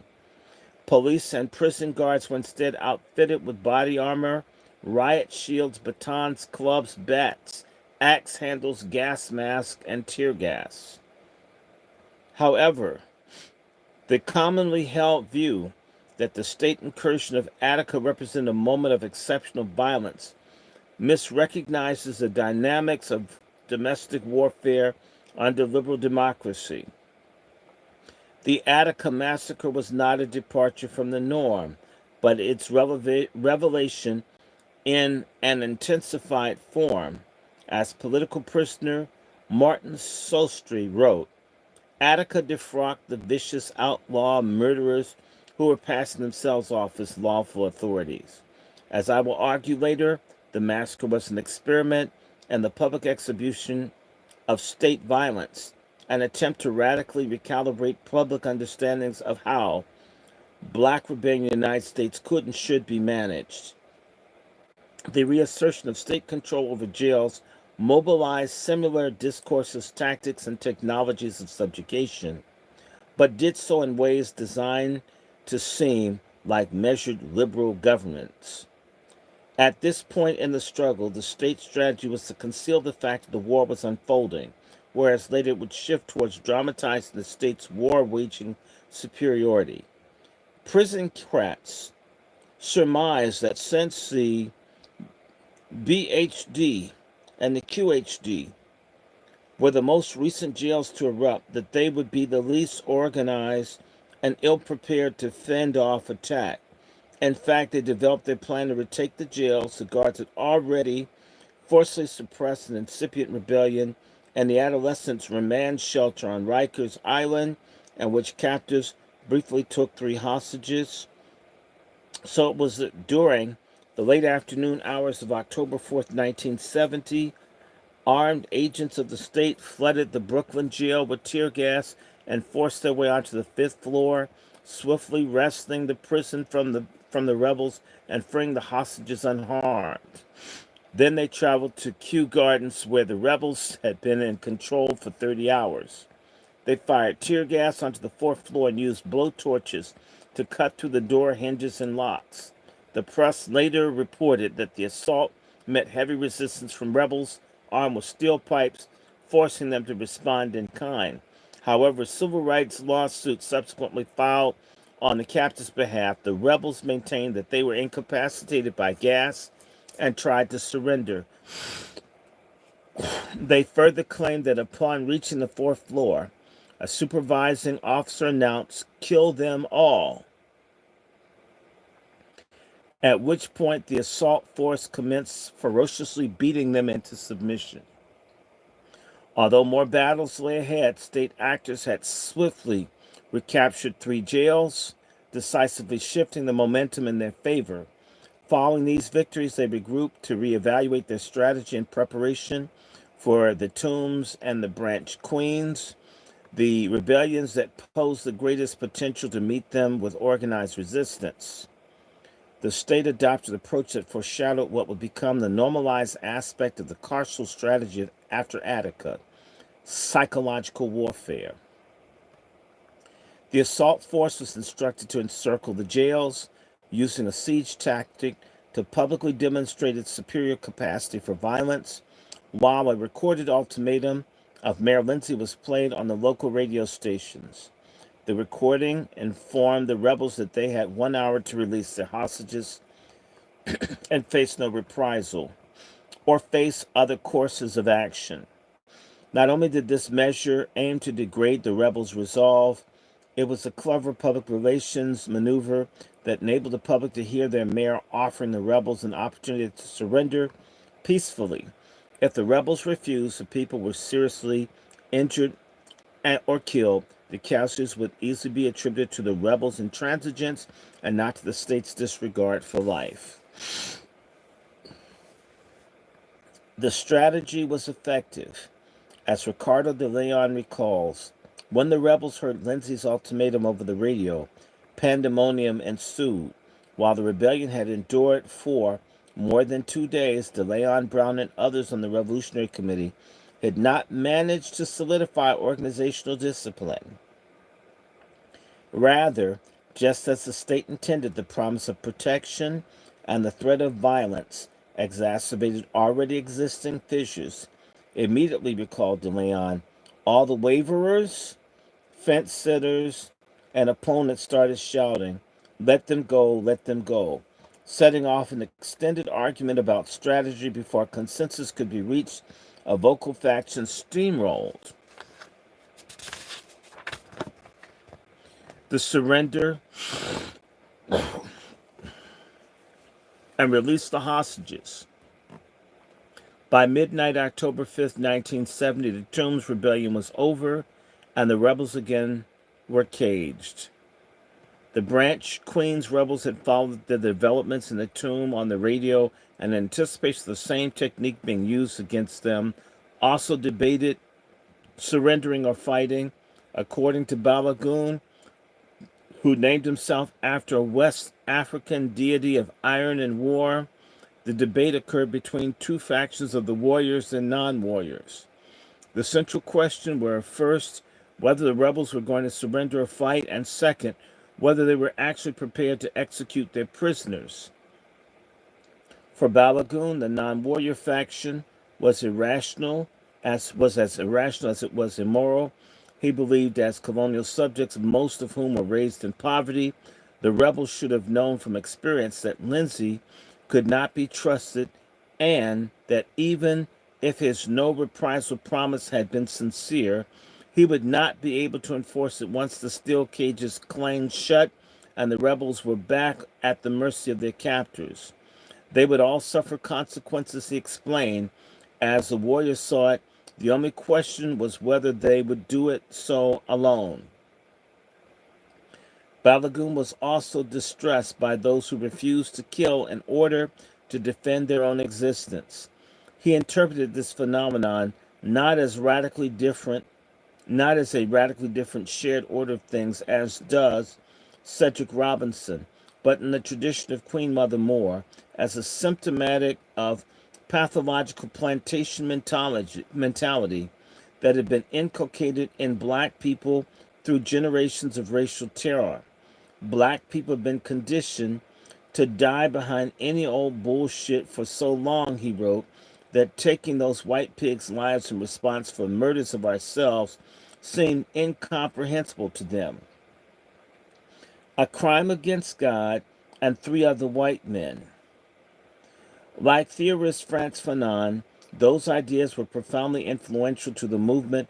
Balagoon suggests that the primary barrier to the liberation of the colonized was within their own minds, a combination of a fear of death, a respect for state authority, and deference to white power that had been hammered into the population from birth. Liberation would remain an impossibility as long as colonized subjects respected the taboos put in place by their oppressors. Theorizing this pivotal moment at the level of ontology, Balagoon argued that what was at stake was beyond even the questions of life and death. It involved the very existence of colonized people as beings in the world. He believed that through rebellion, the captives had asserted a masculine humanity that disrupted the existing order. He was, inimically, opposed to the thought of not defending that humanity out of awe of the white man or fear of death. Speaking directly to the readers of his autobiography in an interrogatory manner, he employs the blues as a mode of theorizing black life. Do you who are reading this, here and now, know how it is to feel like nothing? Can you dig how it feels to be tired of feeling like nothing, a piece of shit? Can you dig how it feels to be a human being, a man with a will and with a purpose in the quest for justice? Can you relate to a man for 4 days, then stepping back into a cage that houses a hollow shell, a bundle of blues, a being who receives whatever treacherous society throws at him, who has been forgotten by so and his damn self on your accord for the sake of an unjust peace and a continuation of non existence? Balagoon's existential mediation conceptualizes violence as a process that demarcates the boundary between ungendered nothingness and masculine being in the world. In later chapters, I explore in greater detail how such claims to masculine humanity should not be confused with the desire to achieve parity with the white man.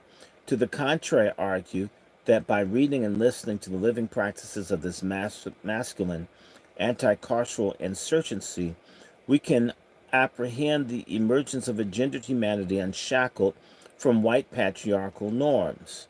For now, it is important to note that Balagoon's personal biography and that of many other rebels illustrates the incommensurability of their notion of manhood with hegemonic white masculinity, as Balagoon himself, who died of AIDS in prison in 1986, is remembered by his comrades as a gentle rebel, and for several years of his life, listen to this, was in a relationship with a transgender woman.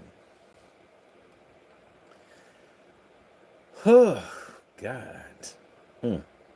In contrast to non-warriors, members of the warrior faction proclaim their preparedness to accept the terms of war imposed upon them by the state and to respond to that violence in kind.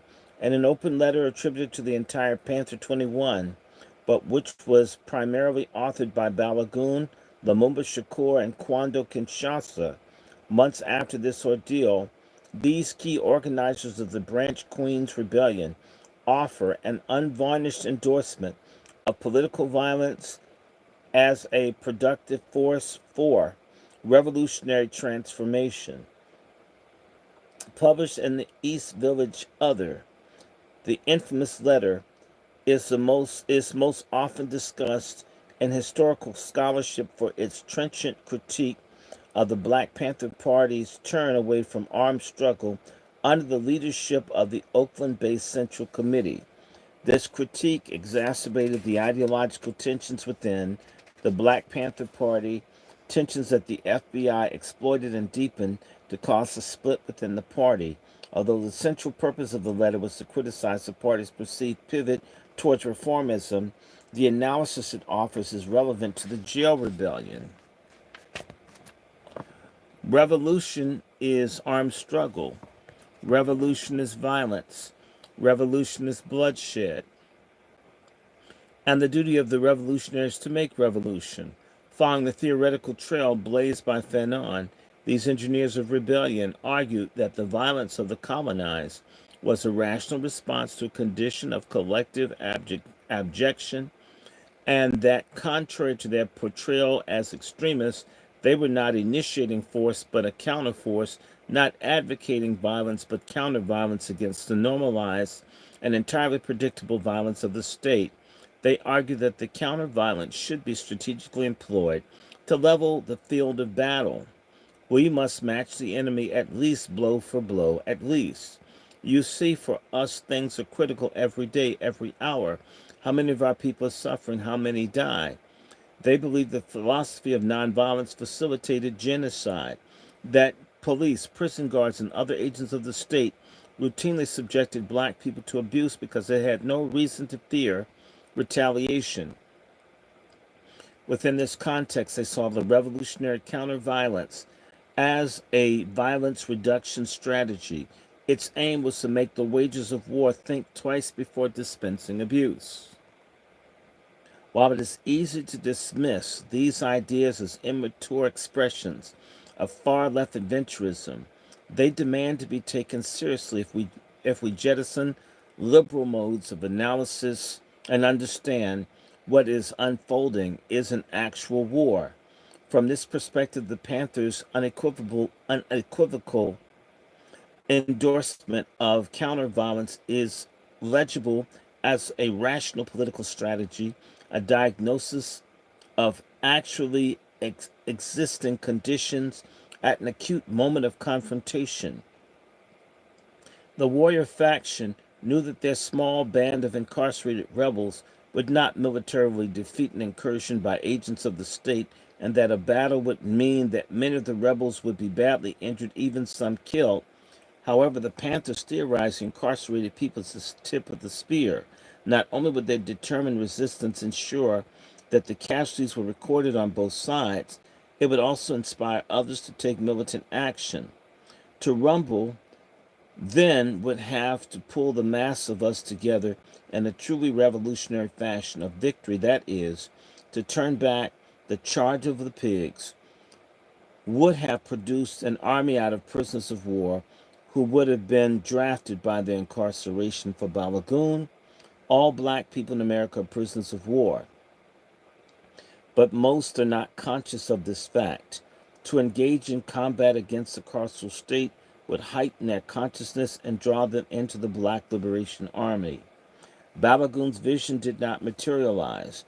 The question of violence was put to a vote, resulting in the non-warriors winning by a margin of 1.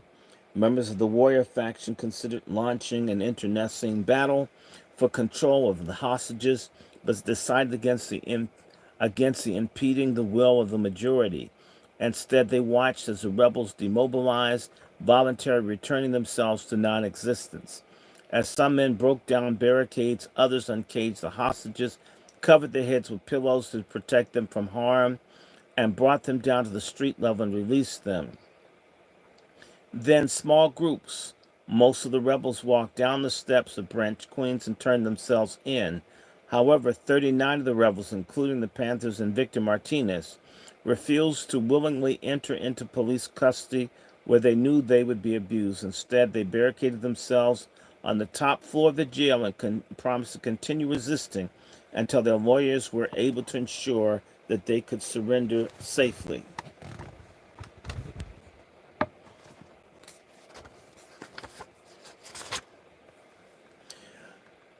Upon cutting their way to the fourth floor of the QHD, a guard captain reportedly announced, "The war is over.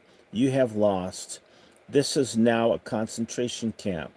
This openly fascist declaration of genocidal intent contextualizes the Panthers' embrace of political violence as the only sufficient means of defending their existence. A lawsuit filed on behalf of those that survived the QHD rebellion offers a glimpse of what the recaptured rebels across the jail system endured. As Balagoon predicted, despite Lindsay's no reprisal promise, they were immediately subjected to a surplus of trauma. Captives were stripped naked and made to stand at attention, only to be sprayed with fire extinguishers, shot at point blank range with tear gas canisters, savagely beaten with clubs, chains, and axe handles. At a street level, in front of the QHD's lower C gate, spectators observed uniformed men dragging the captives out of jail and collecting their beaten, bloodied bodies into a writhing pile estimated by various witnesses to number between 25 and 60 people. The guards then jumped on the pile, kicking and clubbing the defenseless men in full view of the media, offering a glimpse into the violent processes and the psychological conditioning through which the killing of white authority figures becomes unfathomable. The guards forced the recaptured rebels into chant, "Power to the correctional officer. The correctional officer is our God," and the affirmation of the mastery and deification. These normally illegal inflictions of white supremacist violence were tacitly sanctioned by the federal government, while the FBI generated extensive surveillance of the rebellions, especially those involving Panthers. It was curiously disinterested and tracking the abuse of the incarcerated. As a tactic of archival power, indeed of archival war, this active silencing attempts to weaponize history to preserve a one sided narrative as seen through the eyes of the state. Their surveillance conjures an image of bloodthirsty black extremists while revealing little about the racial terror that supports the established order. Moreover, at the same time the FBI was going to great lengths to crush the black liberation movement, it was hospitable to the consolidation of organized white supremacy within the police, the prisons, and the military, leading us to the historical present in which white nationalism and homegrown fascism are flourishing in the open. Casualties were immense. At least one captive, a black man named Thomas Shorty Hines, was beaten to death. His lifeless body was left lying in a cage for over 24 hours. At least 59 QHD captives were hospitalized for serious injuries, including broken bones, lacerations, and skull fractures. In the weeks following the rebellion, 4 captives, all of whom were black or Puerto Rican men, were found hanged in New York City jail cages. While official investigations disputed the accusations leveled by the young lords that these deaths were political assassinations, state actors conceded that the jail system was ultimately responsible for letting them die, indicting the prison as a normalized site of necropolitics. Whether by outright murder or malign neglect, the carceral system consumes the lives of the most vulnerable, but does so in ways to register that as justice administration. It was not until 12:30 a.m. on October 6th, with the assistance of Gerald Lefcourt, that the 39 Branch Queen holdouts allowed themselves to be lowered to the ground in groups of 3 and a fire department cherry picker with their fists raised triumphantly. Lumumba Shakur was the last to exit the jail. As he descended, a crowd of over 200 supporters cheered him on. He responded with a symbolic gesture of liberation. He raised his arm and revealed the keys to the jail and tossed them to the crowd. Balagoon maintained that the love and support from outside groups and organizations energized the rebellion and prevented the rebels from martyrdom.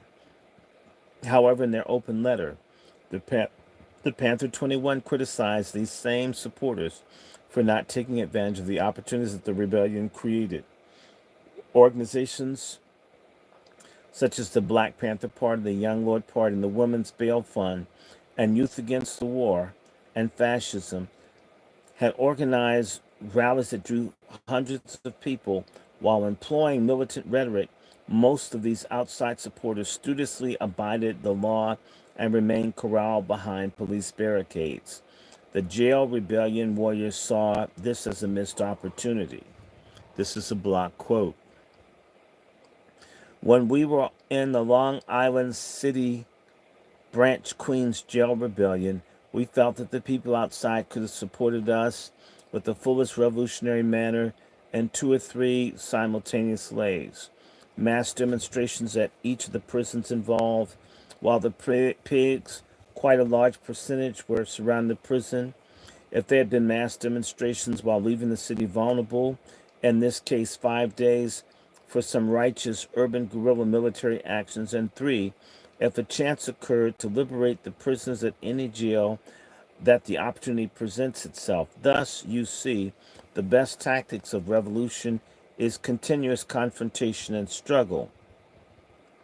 The Panthers argued that the lawful and peaceful mass demonstrations were necessary, but radically insufficient for a revolutionary struggle against the system engaged in genocidal war. Their critique radically disrupts the hegemonic understandings of what solidarity between these within and beyond the walls cannon should look like. While the rebels had successfully organized guerrilla counteroffensives and legal jailbreaks from within, they were calling on those outside the walls to engage in militant acts of strategically organized lawbreaking. Only through the criminalized activity on both sides of the walls could their insurgency succeed. State actors had attempted to minimize their public displays of violence, so not as to encourage greater involvement of those beyond the immediate scope of the conflict. Yet, towards the end of the rebellion, urban guerrilla military action showed signs of developing. According to the New York Times, as state actors were preparing to recapture the BHD, the police were harassed by an estimated 3,000 people who gathered on rooftops adjacent to the jail and pelted them with rocks and bottles. The police responded by shooting at them, heightening the possibility of a more generalized insurgency. Had a rebellion outside the BHT matured, the opportunities for struggle inside would have shifted dramatically. Following the collapse of the rebellion, an abstracted form of combat continued in the courts. On May 13, 1971, after 2 years of litigation, the Panther 21 were acquitted on all 156 counts. 5 months later, DeLeon and the others in the mini Panther trial were acquitted of the most serious charges against them. In both cases, the prosecution relied on evidence and testimony provided by undercover agents of the New York Police Department's anti-subversive unit, which had infiltrated the Panthers in order to gather intelligence and act as agents provocateurs.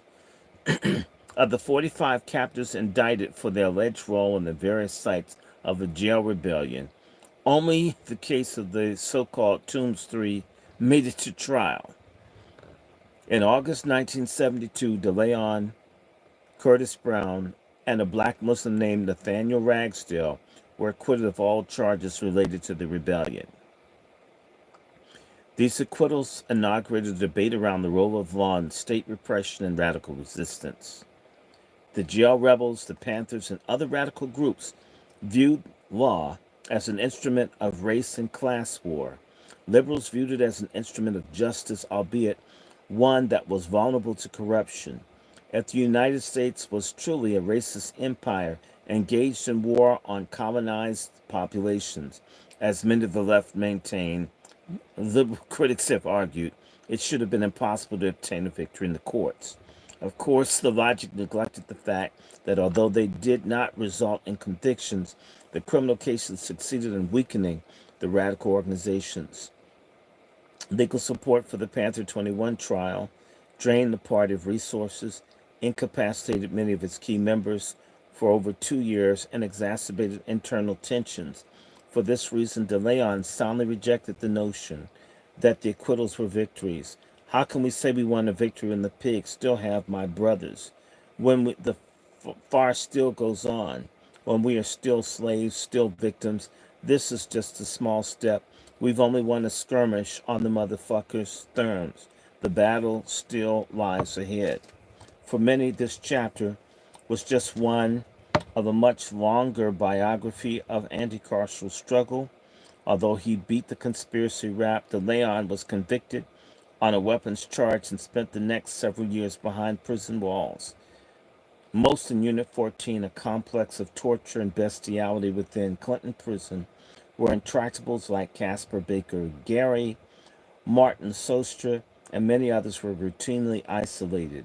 There, DeLeon continued to resist intense carceral repression under the banner of the Black Panther Party.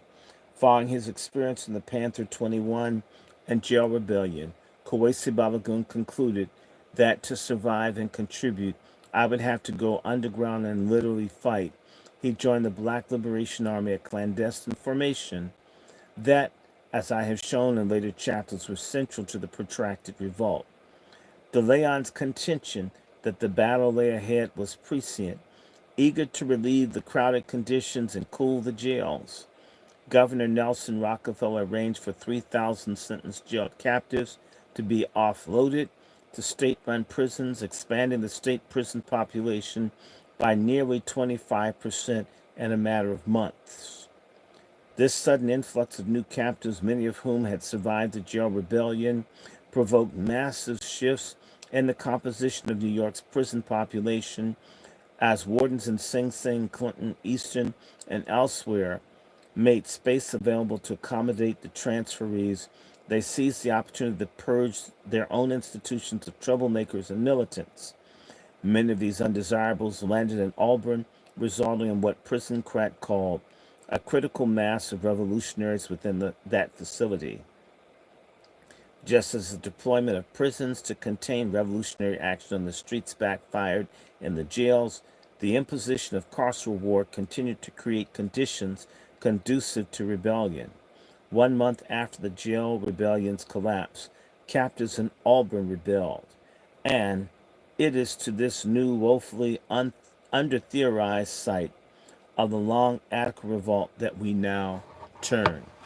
How many people want me to read some more?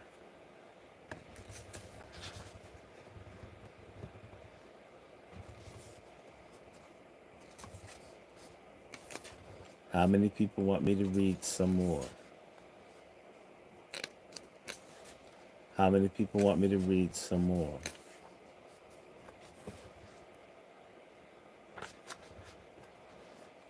Let me see. How many? I have 51. If I can read 60 pages, I will have basically done half of the book. The book is 230 pages. If I read the next 60, I will have done half of this book. I don't mind doing a part 3 of this. Talk to me. There are very few people. Let me take a moment. Boa noite, meu amigo do Brasil. Por favor, você pode me escrever pela internet. Meu endereço eletrônico é aqui. O nome para você a escrever, se você quer a falar comigo em sua língua. O nome de meu endereço eletrônico é wrandshort@gmail.com. I'd like for you, eu gostaria para meu irmão negro do Brasil me escrever hoje à noite porque ele é muito importante para nós a conversa sobre a luta para a liberação da raça negra. Okay. We have somebody black and Brazilian. They need to know. So I'm hoping that he will write me. Amigo, qual é seu nome? Because I just see this. Okay. Oh, look. Trump 2024. I agree. I'm going to support Trump. I don't like Biden. Okay. Trump 2024. Biden's a clown. I like Trump. I don't like Biden. How about that? I prefer Trump any day, anytime. How about that? Everybody knows that I prefer Trump to Biden. He's not perfect, but Biden's a monster. Okay. So let me see. There are 5 people here. So I got a couple of people. If you guys are ready, I can go ahead and start another. And I want everybody to know this book is a phenomenal book. It's called The Tip of the Spear by Orasanmi Burton. The Tip of the Spear, Black Radicalism, Prison Repression, and the Long Attica Revolt. We're in chapter 2, and I think I can get 2 chapters out of this. Let me see. I don't mind reading until after midnight.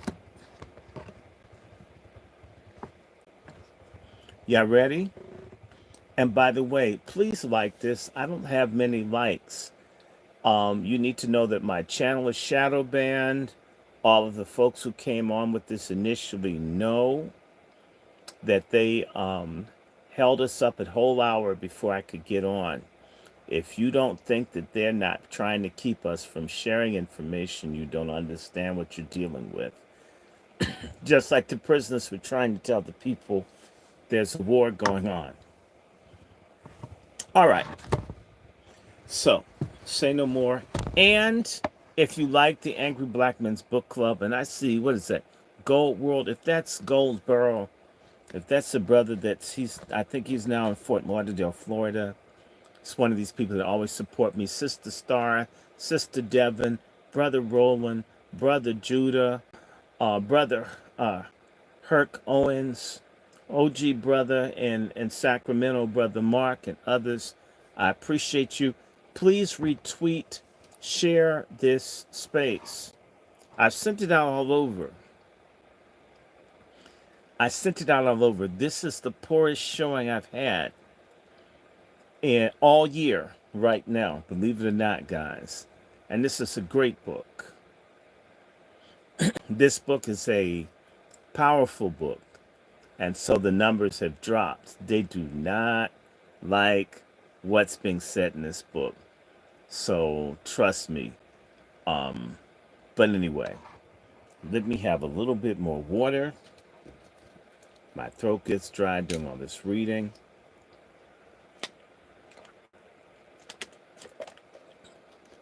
Like, share, subscribe, donate. Doesn't have to be a lot. You take Brother Roland. If everybody that followed me sent me $2 a month, or if they did my Patreon, which is DrRandyShort, I have 21 people. I should have 50. People can give you $2. They could do $3 a month. They could do $4 a month. It's not going to kill you. So they're 4 weeks in the month. Give me $1 a week. My Patreon is DrRandyShort. I've got now close to 2,000 followers. Do you realize if 2,000 followers gave me $2 or $3 in a month? Oh my God, it would be wild. It would be on. In fact, I'm going to be podcasting, so definitely show me some love. Show me some love. Show me some love. I'm ready. Let's go. All right. This is called Black Solidarity Under Siege. This is chapter 2 in Dr. Burton's book, Tip of the Spear.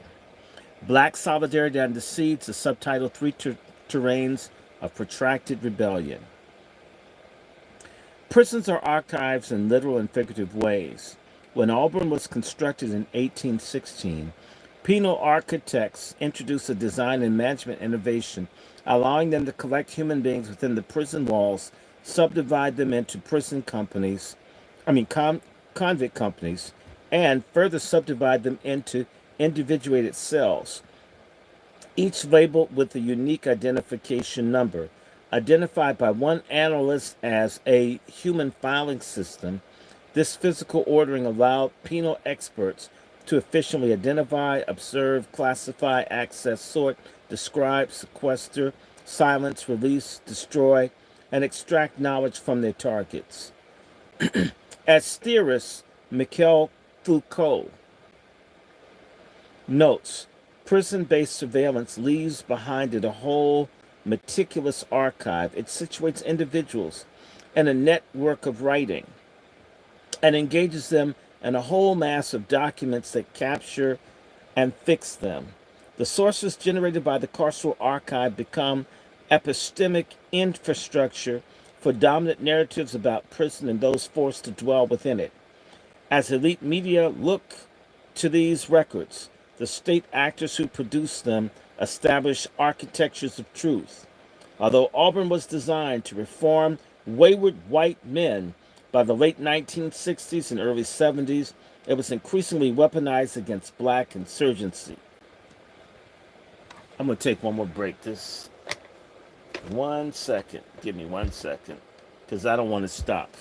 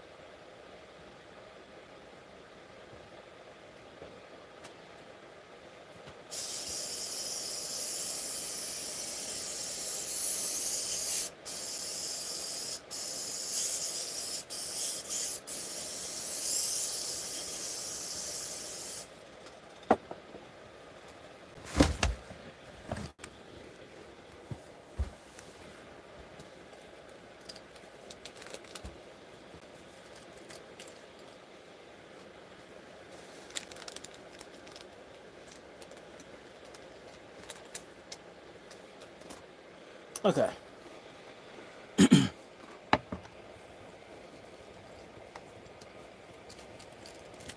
I just use these. I don't care.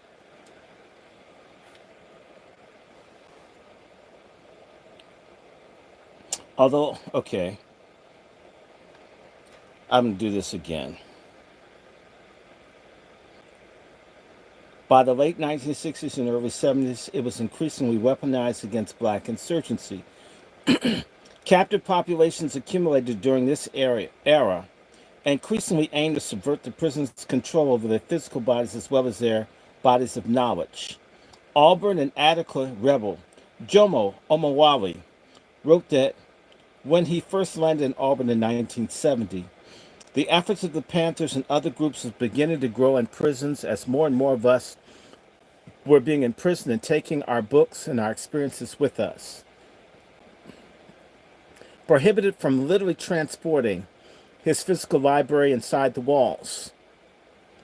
Jomo's phrasing is suggestive of African oral traditions and scholar Sonia Vaz Borges' concept of walking archives, embodied forms of knowledge that reveal themselves through dynamic interaction and inquiry. The Auburn Rebellion reveals that the prisons as archives as incapable of containing or disciplining the walking archives of black liberational knowledge it holds. In the preceding chapter, I narrated the rise and collapse of the New York City Jail Rebellion in order to analyze the political strategies and tactics of its central figures. I now turn to Auburn, another key site of the Long Attica Revolt, and analyze its unfolding across three overlapping terrains. The physical struggle was only the most visible form of the manifold rebellion, and what follows I also illuminate a narrative rebellion. I show that through the insurgent letter writing praxis, incarcerated competence contests the state's control over the story of Auburn, its genesis, its temporality, intensity, meaning, and demands. Finally, examining what I call the epistemic layer. I show that the captives cultivated black radical ways of knowing and thinking, rebelled against Western concepts of political rationality. Unearthing these layers of rebellion through unconventional archival strategies, I demonstrate that at their core of the struggle was the category of the human. I show that imprisoned black radicals were not struggling solely to achieve diminutive notions of reform or rights, or even for assimilation into existing regime of humanity. Drawing on the black radical and decolonial theory, I argue to the contrary that they were struggling to realize and preserve new definitions of what it means to be human. As white as a white Western discourse that developed in dialogue with colonial conquest, the liberal humanist project attempts to define and demarcate the boundaries of humanity across a long durée of Western modernity. Black and other colonized populations that function as the non-human others, existing beneath and beyond humanity's normative paradigm. And the wretched of the earth, which the rebels employed as a kind of manual, Frantz Fanon famously explained that the racial colonial domination divided, compartmentalized, and sealed the modern world into mutually exclusive zones, each inhabited by distinct species reified by colonialism itself. The colonized zone is a disreputable geography inhabited by objectified things, by niggers and towel heads, by those representing a corrosive element, the very negation of values. By contrast, the ruling species inhabit the zone of white civilization, of European culture, and historical progress, as defined by those who created in the world in their own image. These zones are policed by a border of violence, a border that incarcerates the colonized within a regime of oppression, and yet, despite inhabiting the zone of enlightenment, of official freedom, justice, and equality, the colonizer also suffers a deformed existence, an existence secured by genocide. Look at Israel, guys. As Aimé Césaire explains, the West has never been further from being able to live a true humanism, a humanism made to measure the world, made to measure of the world. As I will argue more forcefully in the following chapter, The Long Attica Revolt was a prison was a revolutionary struggle for the decolonization and abolition at the site of a U.S. prison.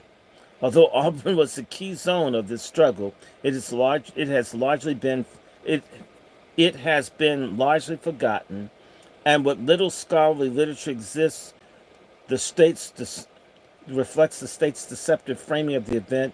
This framing largely confines the rebellion to an 8-hour period during which the rebels held hostages, imposed the partial understandings of their demands, and treats the confrontation as a relatively minor prelude to the much more well-known rebellion in Attica, which has been memorialized through a counterinsurgent historiography that fixates on the spectacle of anti-black violence that repressed the rebellion while ignoring the forms of abolitionist world-making that made such a threat.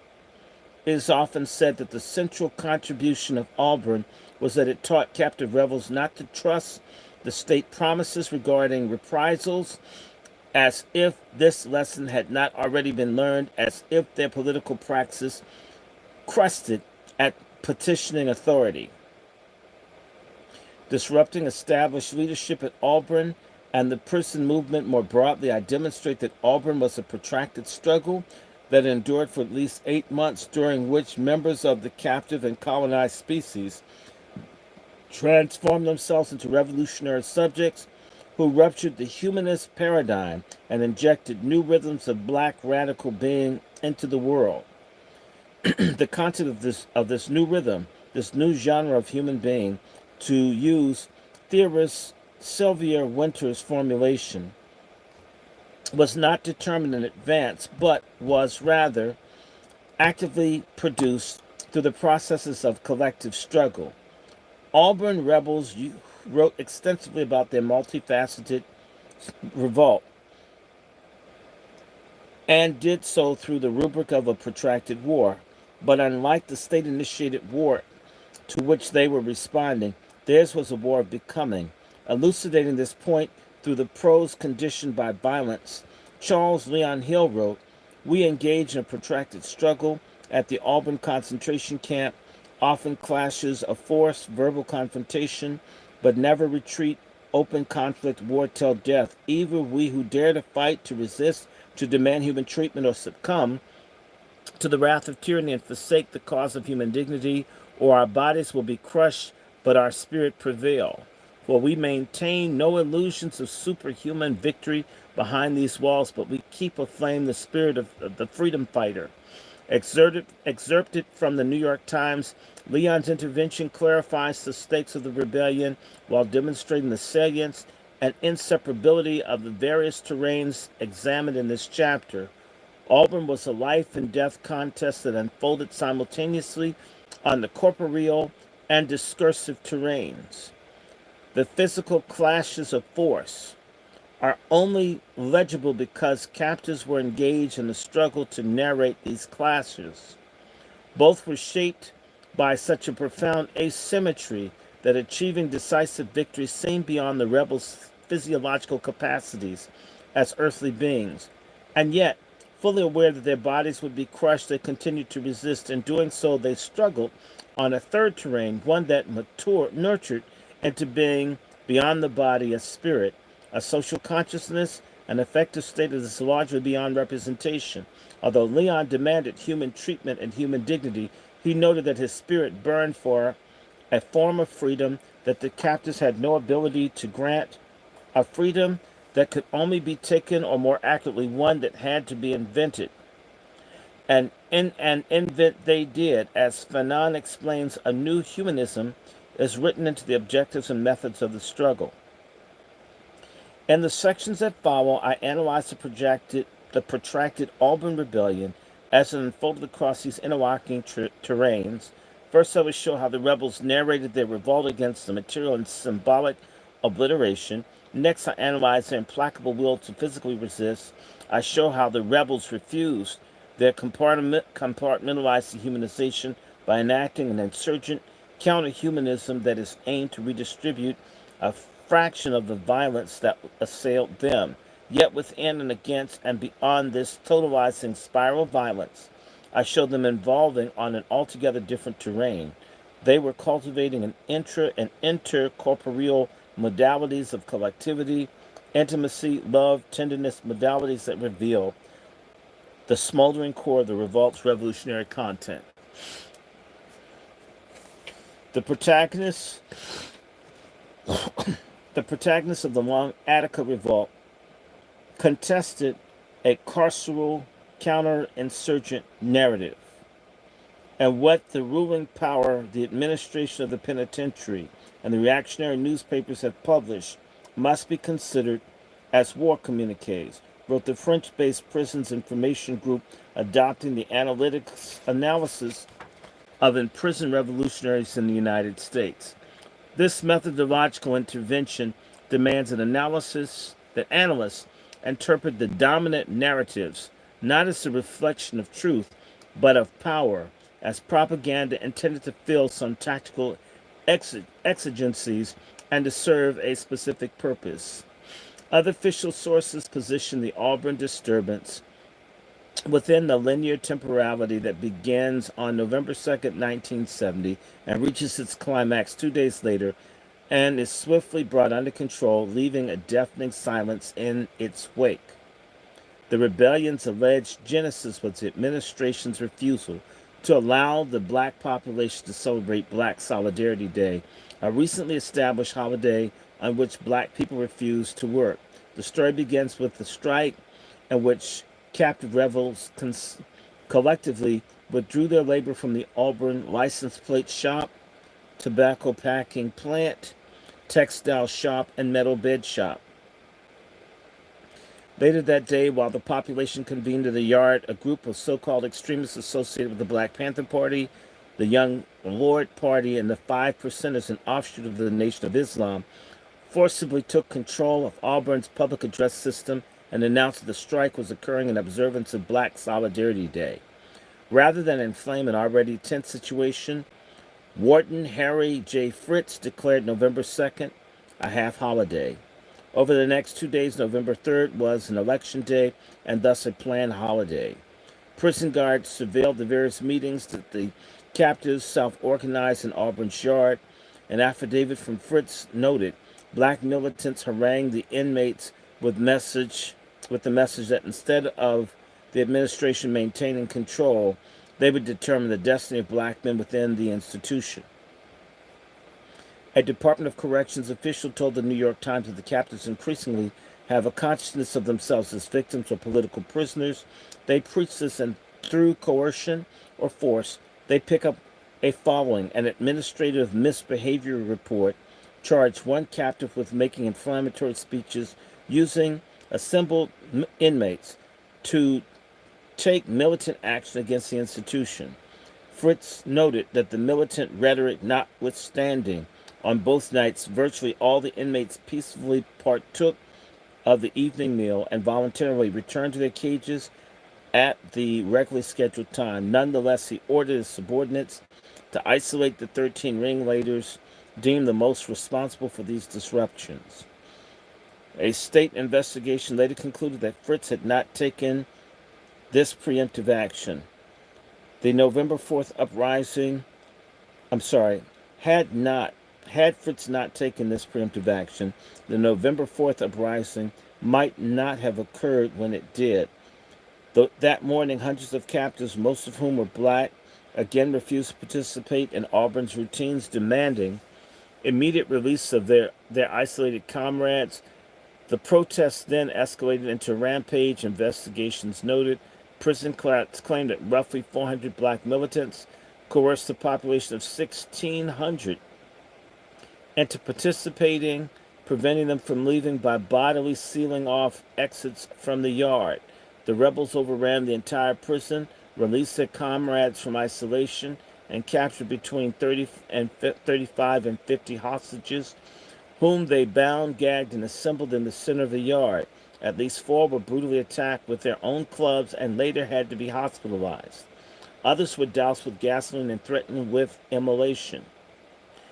There is no doubt that the prisoners are under attack. The prisons are under attack, a Department of Corrections official told the press. Echoing this conclusion of the Tombs insurgency, the Auburn rebels relinquished their hostages in exchange for a promise that the authorities would consider their demands and abstain from retaliation. Little is known about the content of their demands beyond what the state authorities tell us. Specifically, a prominent New York Republican who investigated Auburn produced a list of what he understood to be their key grievances, including the lack of Spanish-speaking guards, culturally relevant programming, abysmal conditions, high commissary prices, parole reform, and more. While I have no doubt these points were among their existential concerns, what we know of the demands presents a conceptual impasse. The filtering of black radical discourse through white liberal imagination that necessarily delimits the consciousness to terms legible within its knowledge paradigm. The result is a reduction of their thought to either purely destructive nihilism or a desire for equality within the liberal humanist regime. Because its dominance on the narrative terrain, the state was able to shape the public perception of the struggle in real time and condition our historical forgetting. Consciously aware that they were engaged in a narrative contest, the rebels deployed the limited means at their disposal to generate counter-narratives, counter-archives, and counter-memory that radically alters our understanding of the conflict. What occurred at the Auburn concentration camp on November 2nd and 4th, 1970, was not a disturbance as the racist Department of Corrections termed it, nor was it a riot as the sensationalist news media labeled it, but it was a legitimate rebellion, a revolt against corrupt conditions and oppressive racist policies, they wrote. Indebted to the political analysis of the Black Panther Party that discursive labor constructed prisons as zones of invisibilized race war, class war, and genocide that were constitutive of the U.S. social formation, actively pushing back against the conceptual incarceration of their struggle within the domain of rights. They explained that, contrary to the official story, the causes of the rebellion were not isolated to singular demands for Black Solidarity Day or other institutional reforms, although all of these and numerous other grievances were voiced. Rather, the main demands of the Auburn Rebellion were for freedom to control our own destinies, freedom not to be treated like animals, not to be turned into mindless, spineless robots. In other words, the intended effects of their anti-carceral praxis exceeded prison walls, posing a challenge to the sadistic, perverted, racist system that is compelled to oppress the people so it can survive. Although the state enjoyed outsized control over the narrative terrain, the captives had recently gained access to a critical means of fighting back. 6 months before Auburn erupted, imprisoned revolutionary Martin Sostre secured a legal victory that forced prison crats to liberalize their correspondence policies. Prior to Sostre v. Rockefeller, Department of Corrections regulated written correspondence in all ways that all but ensured captives were incapable of nurturing meaningful relationships beyond the walls. All letters had to be handwritten in English on an institutional template that provided minimal space for content. Captives were prohibited from discussing prison news and were not allowed to exchange letters with immediate blood relations. Furthermore, expressions of intimacy, even between those within the state's narrowly defined understanding of kinship, were censored. As an Auburn, Attica rebel named Mariano Dalu Gonzalez explained, if your mother wrote something or you wrote something affectionate, they had to take scissors and literally cut it out and put a piece of tape across the letter and give it to you like that. The social ruling formally overturned the oppressive arrangement, enabling captives to employ the epistolary form with greater autonomy, establishing a new arena of anti-carceral revolt. The state marked the surrender of the hostages on November 4th as the Auburn Rebellion's end, Governor Rockefeller issued a press release claiming that prison guards and the state police had swiftly restored order, recaging all captives without confrontation. Auburn's local paper, the Citizen Advertiser, regurgitated this official line, as did the New York Times, which declared the prison quiet after the outbreak. In its brief discussion of Auburn, the New York State Special Commission on Attica makes no mention of the official retribution or ongoing resistance, only allowing the state's promise of non-reprisal to be broken when 13 ringleaders were shipped out of Auburn and put in solitary confinement elsewhere. Heather Ann Thompson's history of Attica does slightly better, noting that the captives were beaten and forced to run gauntlets of angry COs with their batons after their surrender, that over 100 rebels were placed in long-term isolation in Auburn, and that 6 indicted for criminal acts during that rebellion. Yet, despite being titled The Voices from Auburn, Thompson's narrative is largely told from the perspective of the Department of Corrections Commissioner Russell G. Oswald, that affords readers few opportunities to hear from the rebels themselves. For several months after their tactical surrender, the Auburn rebels waged a discursive insurgency that ruptured the narrative incarceration of their praxis. It started slowly, with few, if any, letters reaching their intended recipients for nearly 2 months. Between January and May of 1971, however, their letters reached family members, federal judges, and community organizers. They were subsequently published in a variety of left outlets, including Palante, The Black Scholar, Village Voice, and Right On. 6 months after reporting that Auburn was quiet, even the New York Times was forced to concede that the prison remained turbulent.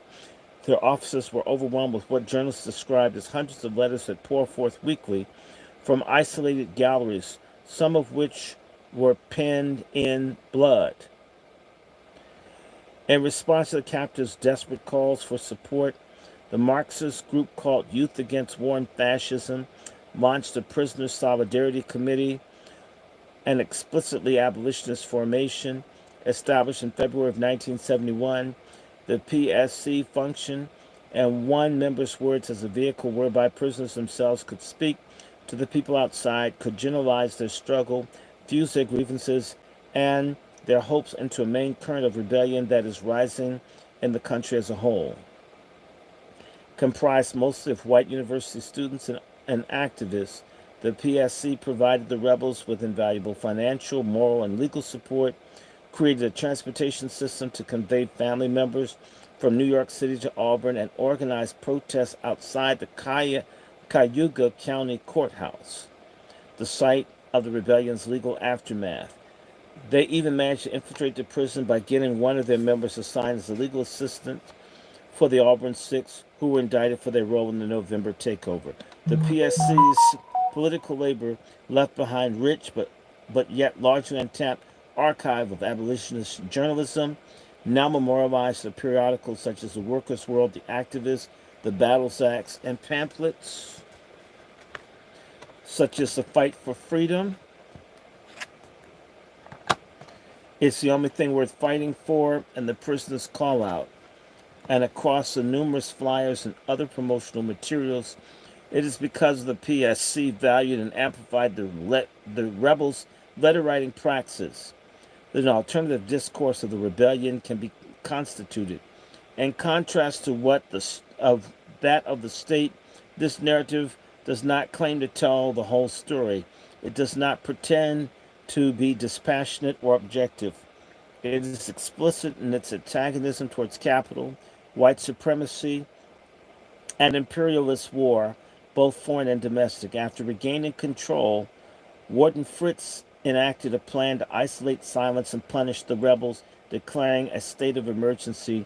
He placed the prison on total lockdown, indefinitely suspending all programming. Let me show you what the illustrations inside the book look like. The glare. You got to get a copy of this. This is a phenomenal book. I'm going to get...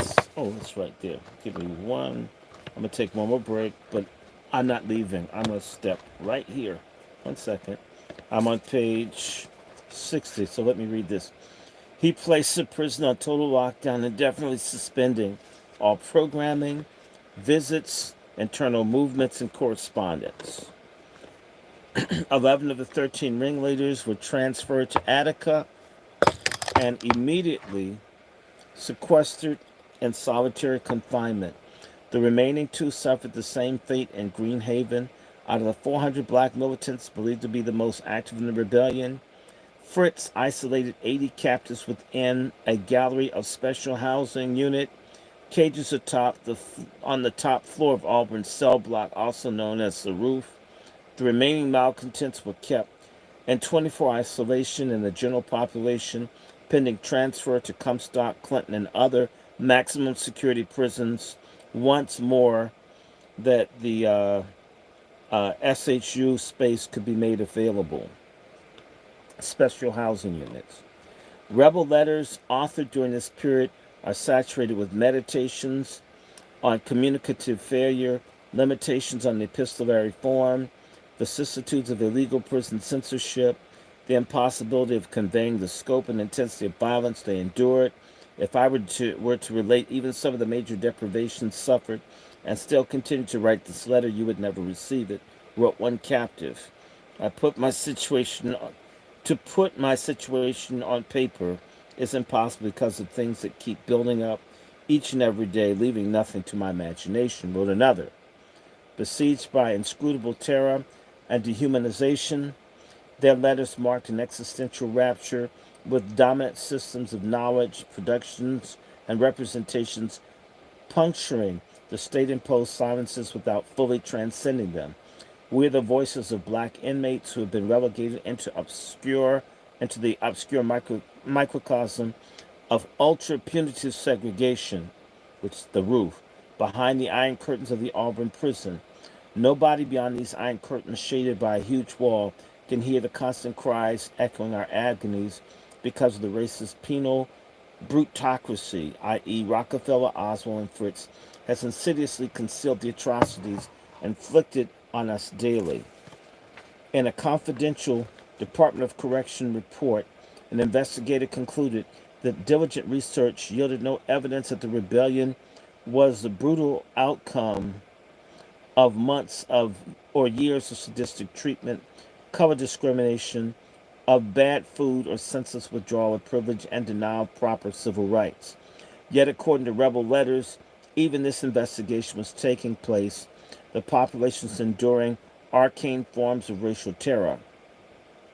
They wrote about being stripped naked, beaten, made to endure freezing cold, of gassings, macings, forced druggings, and being sprayed with water hoses, of being starved and ultimately being served food that was intentionally contaminated with dead insects, feces, phlegm, which is spit, poison, shards of glass, sometimes from a wagon used for hauling garbage, exposing the radical inefficiency of terms like solitary confinement, punitive segregation. They wrote of being forced into dark cells and stripped cells, barren concrete enclosures with no lights, plumbing, or furnishing, in which denuded men were suspended in space and time until they barely exist, as one victim of this practice explained.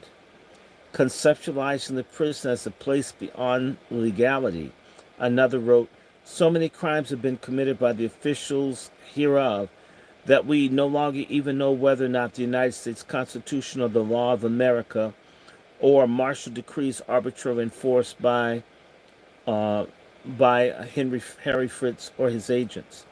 Within and against this ironclad atmosphere of racist hate, captive rebels engaged in autopoetic experiments and narratively engaged in radical mutations of their being, and the prisoners call out Freedom Leon, also known as a writer for the people, and whose articulation protracted a war, opened this chapter, explains how he was politicized in the tombs by Dhoruba, Ben Wahad, and Kwando Kinshasa of the Panther 21.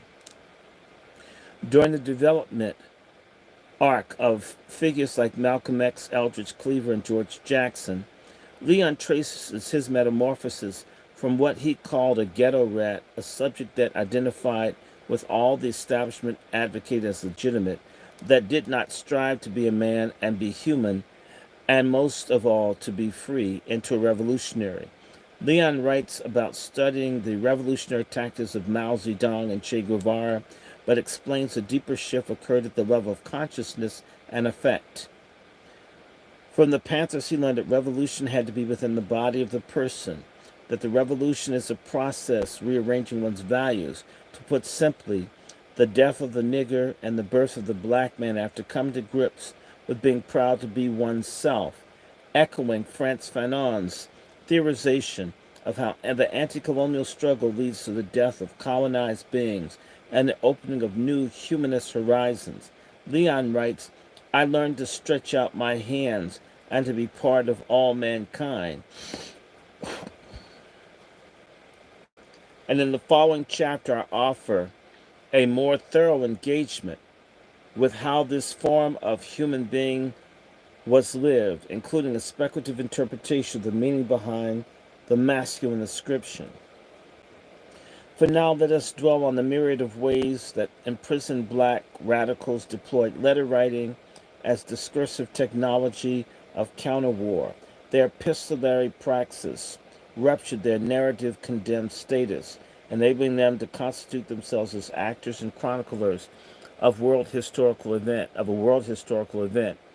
Against the narrow framing of the conflict of unprovoked outbursts of extremist violence that disturbed an otherwise tranquil institution, they narrated the rebellion as repudiation of the genocidal atrocity.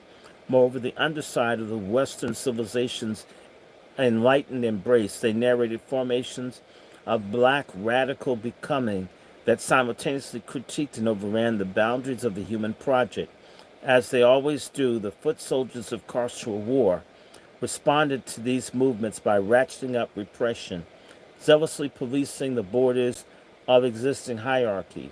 However, their violence had lost its determinative power, for the rebels resolved that it would now flow both ways.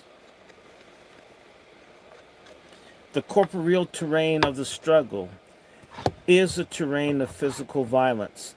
Prison-crats legitimated their violence by hiding it, mystifying it beneath obfuscating language, by labeling the rebels as extremists, initiators of violence. However, as Fanon explains, it is the colonist who speaks in the language of violence, the colonist who relegates the colonized into a status of lower species, and thus it is the colonist who has always shown them, the colonized, the path that they should follow to liberation. Black captives were seen beyond the pale of humanity as beasts who needed to be contained. As high-level prison officials explained in 1974, many of the guards felt that they were a special kind of breed of animal that has little hope for rehabilitation. Against this normalized dehumanization, Auburn rebels enacted an insurgent counter-humanism. And to this atmosphere of totalizing violence, they introduced counter-violence that communicated their willingness to universalize the disposability of life if no other options were available. Barred from accessing the trappings of humanity, the colonized sought to reduce the colonizer to a state of equality, revealing Fanon's words that his life, his breathing, and his heartbeats are the same as yours. Coupled with the epistolary narration, this reciprocation of violence reflected the rebels' militant refusal of the epistemic and ontological arrangement of the world. Prisons had long served as cauldrons of the martial black radicalism. Behind the walls, there's no shortage of people who engage in the disciplined study and practice of unarmed combat, weaponizing their bodies by doing thousands of push-ups per day, executed weighted punches, and hardening the bottoms of their feet by running barefoot in the prison yard.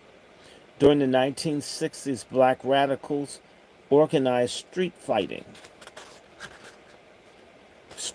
competitions, and the abandoned area of Greenhaven Prison attended by various black nationalist formations. These underground contests provided opportunities for captives to hone their martial prowess in an environment oriented towards collective survival and liberation. They employed East Asian styles such as karate and judo, as well as their own fighting systems, with names like mental boxing, kill the enemy within. Captives developed these techniques to preserve bodily autonomy while fighting on the internal terrain of war, the conquest of fear, doubt, and inferiority complex imposed by the colonizing process. Whenever possible, we will avoid antagonizing the pig, notes the rules and regulations of the Auburn Black Panther Party. And yet, members were instructed to arm themselves with knives, karate, and brute strength so that if a pig should make an apparent that he intends to take you off this planet, you may get the opportunity to at least take one pig with you. Isolated on the roof, the Auburn 80 responded to the carceral siege with even more rebellion on December 20th, 1970. For example, they launched an attack from within the most secure section of the prison. A memo from Warden Fritz limns that the insurgency through the drab vernacular of state bureaucracy, whereas the number of inmates and the special housing units participated in the second uprising on December 20th, 1970, and what the staff released them from their cells in order to provide outdoor exercise. These inmates armed themselves with a variety of weapons made from cell furniture, and destroyed for this purpose mop handles and brooms, broke windows in the special housing unit, removed control levels, and used to open and close windows, and armed themselves with levers as weapons, and then refused to return to their cells upon the order of institutional officials, making it necessary to use tear gas and other physical force to compel inmates to return to their cells and submit to a search for weapons, all of which created a grave threat to the safety and security of the facility. Fritz frames the special housing unit rebellion as an unprovoked guerrilla ambush against unwitting guards who were only performing their duty to ensure their captives received their legally mandated hour of recreational time outside their cages. Unresponsive to rational speech, this bloodthirsty horde left the guards with no choice but to beat them back with defensive force and tear gas, and which they dispensed with the utmost of restraint. 6 months after this confrontation, the Black Scholar published a letter that indicts Auburn cracks for consigning the rebels to a realm beyond humanity's protective embrace. According to Jalil Abdul-Alim, he and other members of the Auburn 80 were caged 24 hours per day in cruel and inhuman conditions. He wrote that in response to the trivial things like demanding our human rights, hot meals, clean clothes, constitutional guarantees, showers, etc., they were subjected to physical, psychological, and sexual attacks that assailed the surfaces and interiority of their bodies, their flesh, vital organs, nervous systems, the respiratory system, and senses. My first beating came after 38 of us were gassed and maced, and I refused to submit to a rectal examination. I was deaf in my left ear for more than 2 weeks, and I received lacerations on my legs, arms, and head. By placing a rectal examination in scare quotes, Elaine demystifies this commonly used technique of sexualized conquest that is normally cloaked in rationalistic jargon. And y'all say the LGBTQ is on black folks' side. They say that. These white guerrilla sissies are raping and killing black men even now. The rebels were not passive recipients of these treacheries, but rather historical agents that analyzed what was being done to them and consciously fought back. Although they numerically outnumbered their tormentors, they were technologically outgunned, physically immobilized in carceral space, responding to increasingly militaristic siege tactics. They employed a form of carceral guerrilla warfare. As George Jackson explains, guerrilla warfare is not fought with high-tech weaponry or state-of-art gadgets. It's fought with whatever can be had, captured weapons when they can be had, but often antiquated firearms, homemade ordnance, knives, bows, and arrows, even slingshots, but mostly through the sheer will of the guerrilla to fight and win no matter what. The Auburn rebels actualized this insight, fighting to maintain a modicum of autonomy with no conceivable path to victory. During the onslaught of these pigs, we were being gassed and forced to break up our toilet bowls and sinks in order that we might defend ourselves to a degree from these spacemen looking pigs with their clubs, mace, an array of gas masks, oxygen cans, tear gas guns with which we vamped on, with which we were vamped on. The racist pigs left 20 and 30 gas canisters behind that we were left to deal with. For the ongoing rebellion, they paid a price not only in blood and bone, but also in financial debt. For the damage incurred to the prison, I have to pay $87.74 before I can buy the bare necessities, toothpaste, soap, etc. Alim wrote, I hate even to mention how much prison time and wages it would take for me to pay that price. We was crazy, Brother A explained to me over the phone. We used to like cursing at them, calling them pigs, spitting on them, and throwing our piss and shit on them. I had to ask them why he and others on the roof had organized such strong resistance. Rather than responding to the rubric of politics, radical, revolutionary, or otherwise, he attributed a protracted rebellion to the psychoaffective disorder. He said that the rebels were not in their right mind, were not operating as rational, self-owning subjects, but rather as the bearers of madness, of ungovernable cognitive schemas. And some of us were extremists, he continued. His adoption of the term that is often hurled by the state as delegitimizing gesture resonates with this proclamation by Jackson. I am an extremist. I call for extreme measures to solve extreme problems. It is telling, however, that the examples that Brother A uses to illustrate rebel extremism and craziness of hurling offensive language, bodily fluids, and feces again reflect a profound asymmetry of this struggle. A prison psychiatrist who testified at a federal hearing noted that rebels were struggling through severe trauma, resulting in a sharp increase in suicidal ideation and incidents of self-harm, and yet prison crats were in the position to weaponize mental health. Numerous letters accused the state of having captives forcibly committed to the Dannemora State Hospital for the criminally insane and deploying drugs to reduce them to a vegetative state. What does it mean to be crazy, to be extreme, to be mad amid a condition that itself is beyond reason? A letter from James Cato Dunn, dated January 5th, 1971, echoes Fanon, positing that it was the carceral environment that was crazy and extreme. Inscribed in a beautifully ornate penmanship, the letter accuses the plutocrats of subjecting captives to uncivilized acts of insane, punitive maltreatments, hoping to curtail the abuses and denials of certain guaranteed rights under the U.S. Constitution. Cato's letter pleads for legal support. However, as times wore on, these abuses intensified. He grew more belligerent, developing a reputation for grabbing patrolling guards through the guards of his cage and choking them out whenever he caught one getting too close. These attacks would invariably result in Cato being singled out for special brutalities, humiliations, and violations.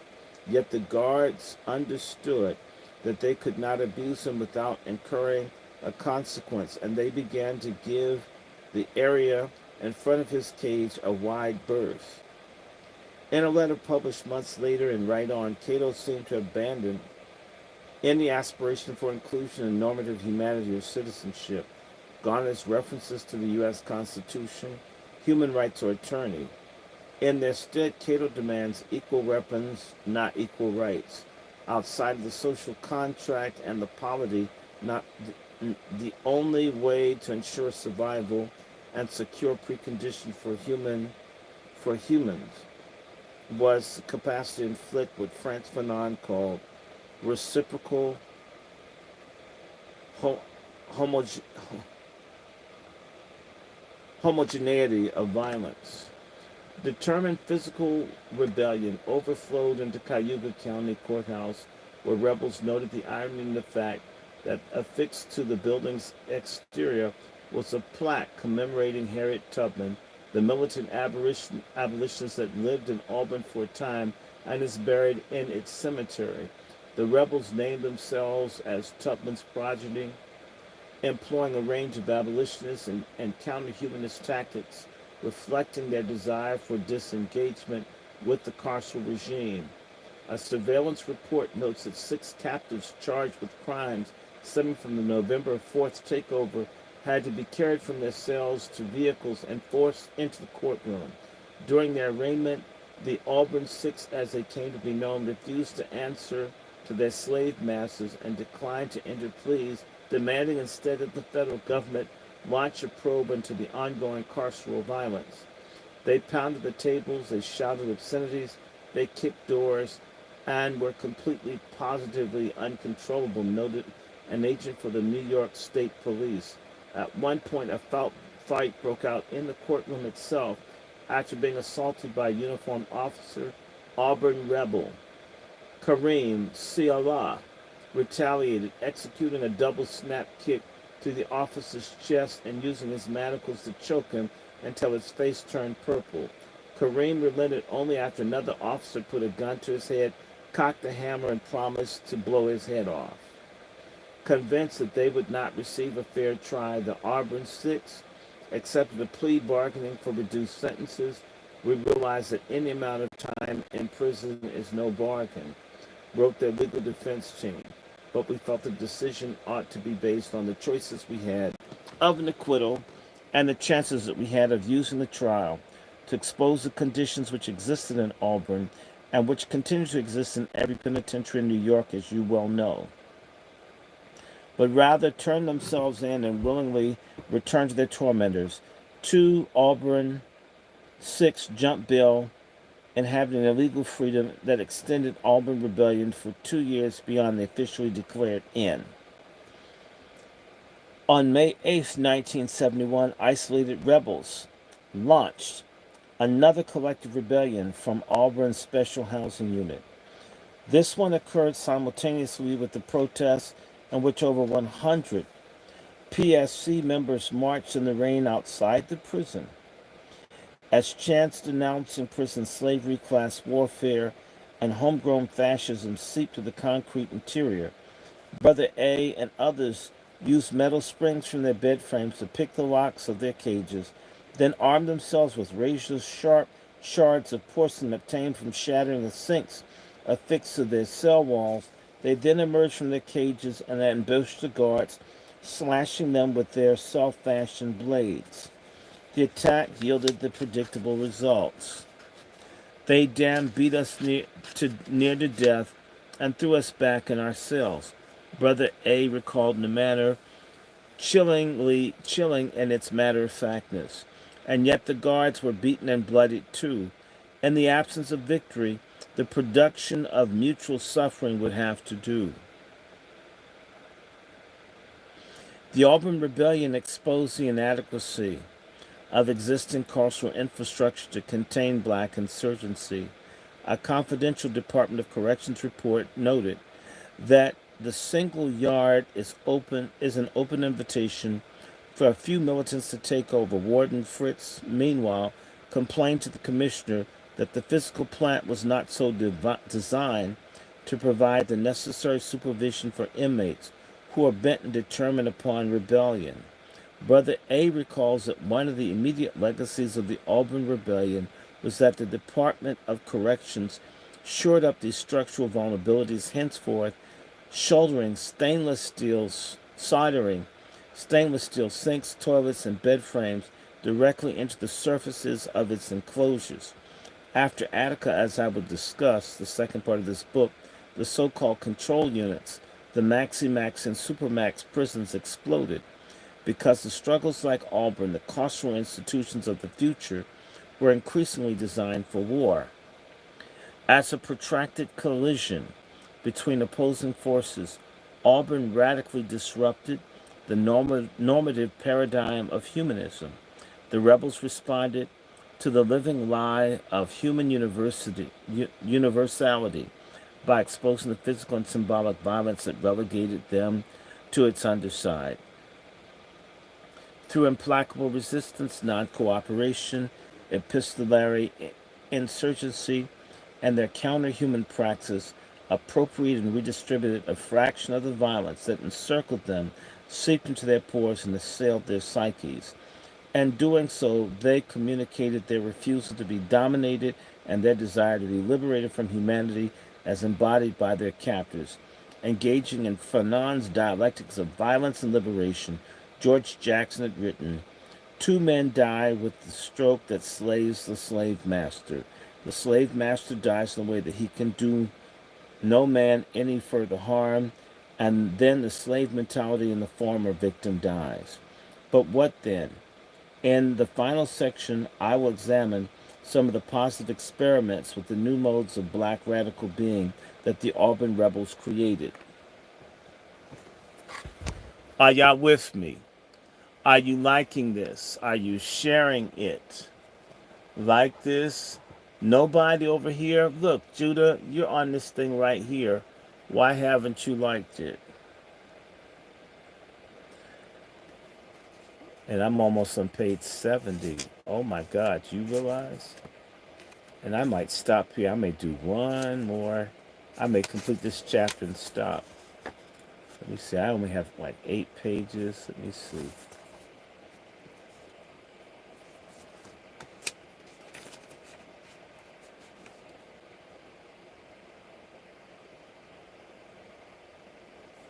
Oh, yes, Sister Thompson.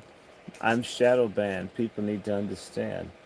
They're working very hard to make me go away. I need people to share these.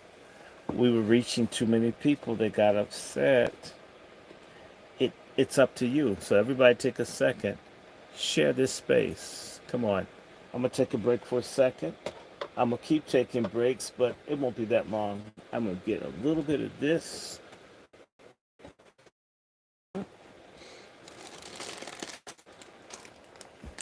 I'm going to take a little colloidal silver. Wait a minute. Let me have some water. Let me look.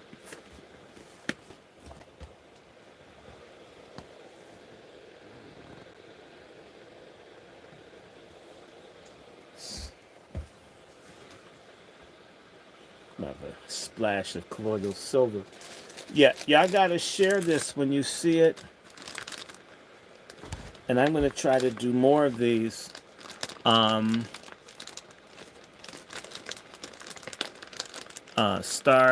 Yeah, you need to look. I'm putting this out wherever I can, but I need people to look. I don't know what they're doing. I know I'm putting out my stuff.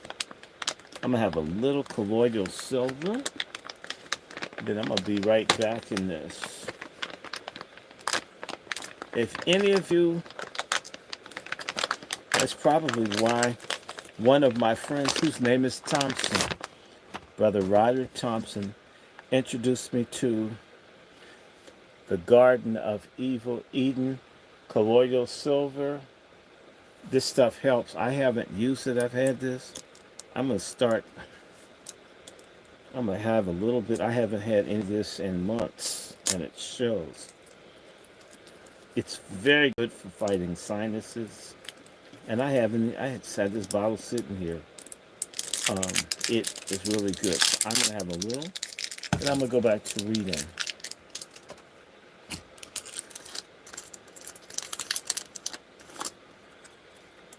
Just a little. Colloidal silver is good for you. Take it if you can get it. These things are expensive, but you don't need that much.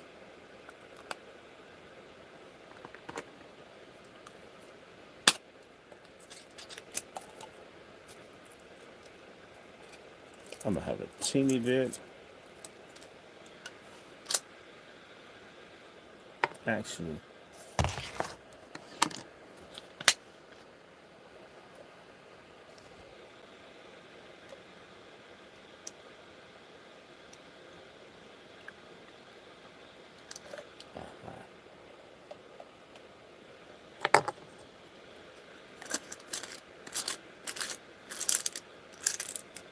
this isn't crazy book, y'all. So I'm just putting in my spring water.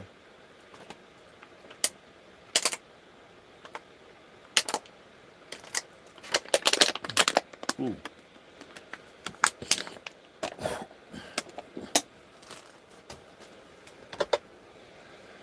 All right. This is a section called The Sound of a Different Drummer. Again, this is a Tip of the Spear. I'm on page bottom 68. I have nothing to say, sir. This enunciation of silence is attributed to Eric Thompson. His number is 26385. However, at the top of this transcript of this exchange, in a small act of defiance, his chosen name is written in cursive lettering: Jomo Sekou Omowale. Jomo offered his courteous but decisive answer in response to Vincent Mancusi's question, "Were you served with charges today?" Mancusi was the warden of Attica, where Jomo and other Auburn ringleaders were transferred immediately after relinquishing their hostages. They were placed in solitary confinement, where they endured many of the same atrocities visited upon those still at Auburn.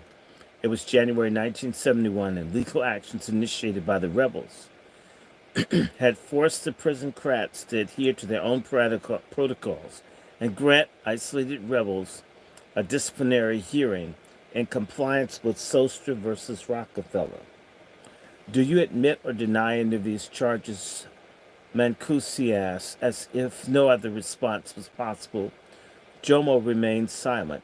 Do you refuse to sign this paper? Mancusi continued, and Jomo again gave no response. Recognizing that his inquiry was leading nowhere, Mancusi ordered Jomo out of the room, and called 2 Auburn guards to testify. They claimed that on November 2nd, Jomo and others had approached their posts, forcibly commandeered the public address system, and announced the strike was occurring in observance of Black Solidarity Day. This action, they claimed, precipitated the prison-wide disturbance that followed. Jomo was called back into the room and retold the narrative just outlined. Do you admit or deny the charge? Mancusi asked again. I plead the fifth on the entire thing, said Jomo. Mancusi affirmed the charges, punishing Jomo by wielding his power to manipulate time. He eliminated 270 days from Jomo's good behavior credits and sentenced him to 60 days in solitary confinement, a time that he in fact had already served. Mancusi then concluded the proceeding with finality. That's all. To close this chapter, explore the modes of Black radical consciousness that overran the boundaries of liberal humanism and rational self-ownership. Against the grain of the state's narrative dominance, such an experiment necessitates analyzing Black rebellion through different architectures of reality. To excavate these alternative universes of aspiration, desire, and dreaming beyond inclusion, I deploy conceptual tools that are unavailable within the normative paradigms of Western knowledge. Towards this end, my methodological approach to this epistemological and affective terrain of struggle dissenters visual and textual evidence instead privileges the listening to sounds, silences, and rhythms of rebellion beyond the body. For it is here that we can perceive what theorists Stephen Best and Sadia Hartman have called black noise, the kind of political aspirations that are inaudible and illegible within the prevailing formulas of political rationality, as such, are always barred from the court. What happens when we actively listen for those expressions of being that exceed the strictures of scientific positivism and rational thought? How might this speculative and provisional approach help us to fathom the significance of rebellious silence? Into the void, we could impose the rational motivation of avoiding self incrimination, a motivation that almost certainly played a role in Jomo's refusal to engage, but could not there also be a layer in his refusal to speak? What if his silence reflected a rejection of the question itself, a rejection of the terms through which the official narrative is being constructed? Do you admit or deny these charges? To answer using either word would have legitimized this process and the social order that it produces. Jomo Sekou Omowale, the handwritten name on the top of the page, is a noise that points to an otherwise concealed genealogy of black radical struggle. Thompson, 26385, adopted Jomo, a Kikuyu name meaning burning spear. Sekou, a Fula name meaning wise, from the anti-colonial come statesmen in Kenya and Guinea respectively. Omowale means a child that's come home. It's of Yoruba origin and was bestowed on Malcolm X during his visit to Nigeria. This self-determining onomastic practice, as Edward Anasi termed naming custom of black Americans, disturbs the official temporality and geography of Black Solidarity Day, politicizing it in ways that evoke indigenous African traditions, Pan-Africanism, revolutionary nationalism, third world decolonization, and what Adam Getachew calls anti-colonial world making. From this vista, Jomo's contemplative silence is perceptibly charged with a range of radical possibilities that the carceral archive can neither fully register nor contain. Unfortunately for me, I did not have an opportunity to meet Jomo and discuss his philosophy before he passed away in 2017. However, I have engaged with his intellectual bequests by listening to and learning from people to whom he was closest. My conversation with Jomo's daughter, Imani Davis, a theorist and a scholar activist in her own right, have been transformative during our discussions. I asked Imani to discuss the significance of being the keeper of a father's knowledge. Her answer foregrounded intimacy, intuition, care, and a love of ways inhabiting liberated humanity. Because in real life, there's no real justice or healing for them, the Auburn and Attica brothers. I feel like they didn't get to fully distill or process what happened. Their whole lives became very reactive by the time they were able to create any theory from what had happened to many of them. Too many of them were too unwell, either mentally or physically, but the people that were close to them had a lot of access to their thought. I didn't really understand until my dad was transitioning that I was trying to gather all the hundreds of letters he had sent me since like 1986. I would be up all night with him and I would be reading through his letters. And it was as if he was trying to create a blueprint for everything, things like in the moment. I didn't really understand why he was saying it. He wrote me a book on a legal pad, and it's like everything I would know since the beginning of time. Ancient Kemet, the Vikings. There are other things like the flowers. Which flowers do what? Something like 40 pages. I like to think he realized that he was never going to get to a place of being an old storyteller man that I think he wanted to become, and that prison had afforded him the solitude to really think about what he wanted to continue and what he wanted people to know. Most of our conversations were not political. Most of our conversations were about healing, wellness, care, patience, and compassion. Our relationship was a constant distilling of what he learned in here. She rubs her chest. Imani foregrounds how state inflicted trauma conditioned her father's thought, largely preventing him and others from developing what they had learned as a generalizable social and political theory. At the same time, through physical proximity, emotional intimacy, and through rereading her father's letters in the context of his transition across the threshold of life and death, she managed to access and distill his thought. Reading those letters in this context, she became conscious in ways she had not before that her father had been trying to convey his deepest desires, to articulate a vision for what he had wanted her in the world which she lived in to be. This positive vision was not reducible to resistance, the political rebellion. Rather, it prioritized health, spirituality, internal character development, and authentic self actualization beyond our present humanity. Her description of this knowledge as a possible blueprint for everything resonates with Cedric Robinson's assertion that the black radical tradition is the continuing development of a collective consciousness informed by the historical struggle for liberation and motivated by the shared sense of obligation to preserve the collective being, a condition he terms the ontology totality. Years after surviving Auburn and Attica, Jomo broke his silence, locating the rebellion's genesis in the struggle to revolutionize the mind of prisoners, to help them understand we as prisoners must join together for our common objectives and an end to capitalism, imperialism, racism, and providing adequate food, housing, and shelter for our people, all people really, in sharp contrast to the state's framing of Auburn as a site of normative peace that was disturbed by violent outbursts. Jomo frames the prison as the institutionalization of violence, indeed a flesh-eating monster.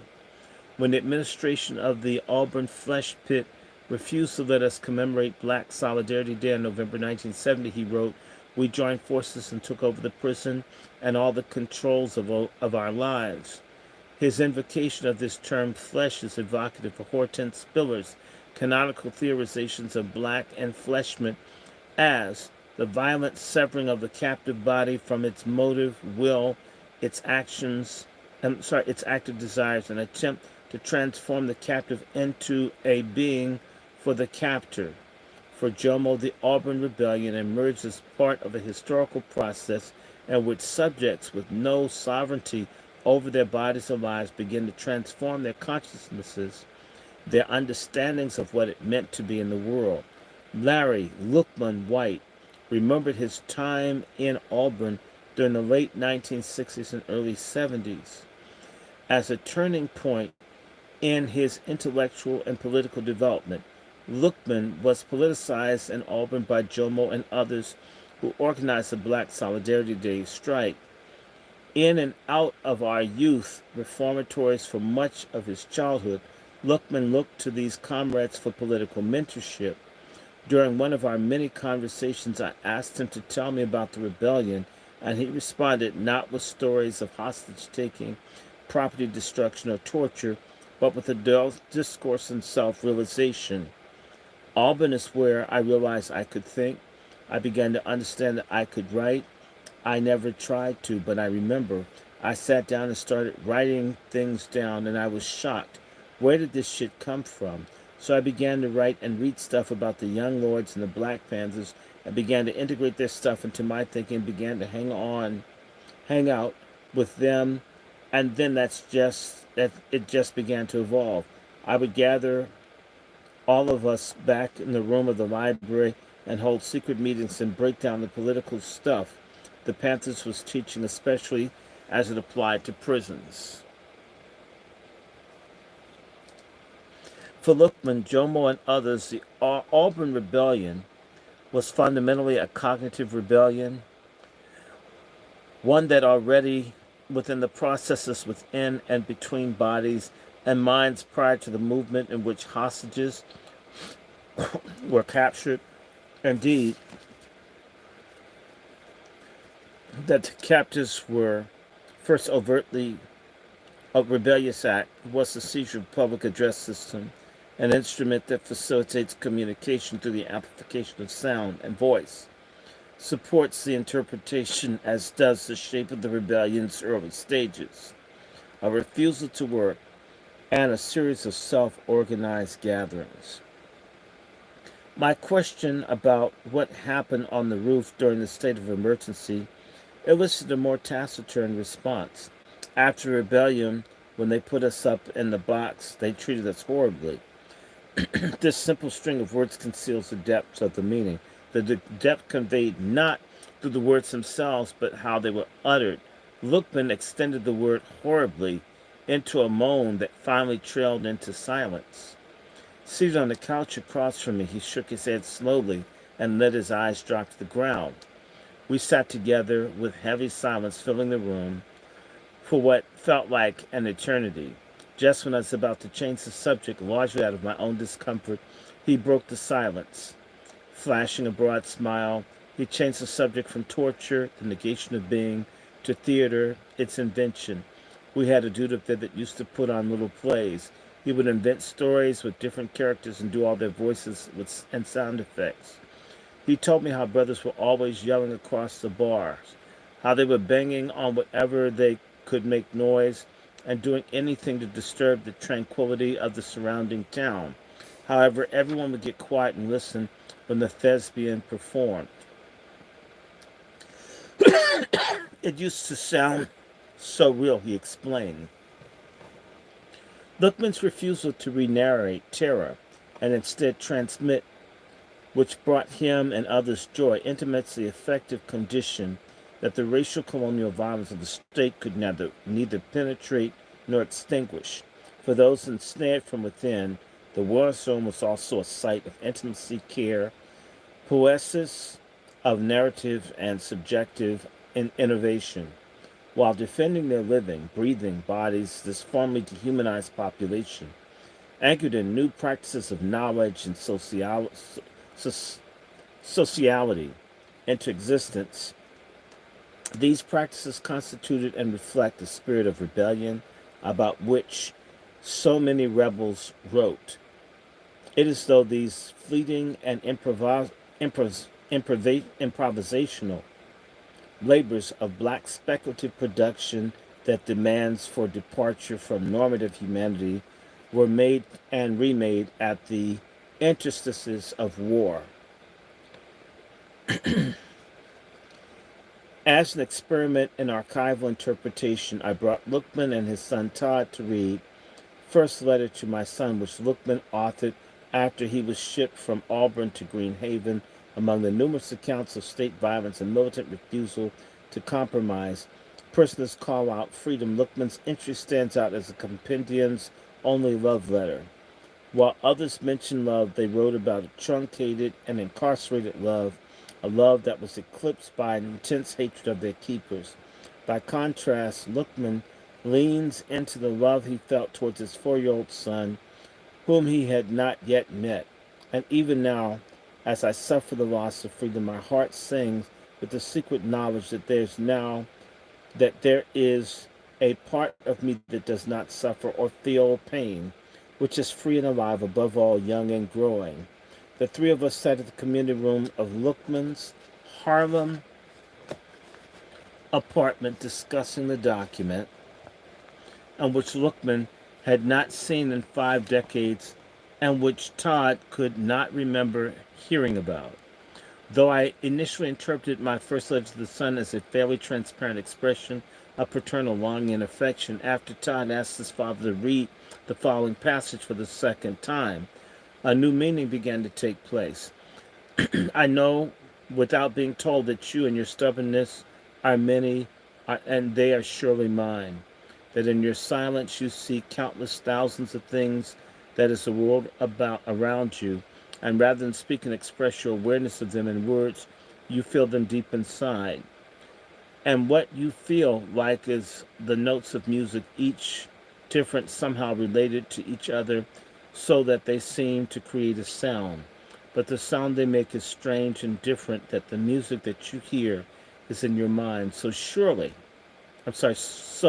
they will say, "Oh, we have been silent, so quiet," and they will not know that you see and hear and are aware, but do not understand how or why they make strange sounds they make.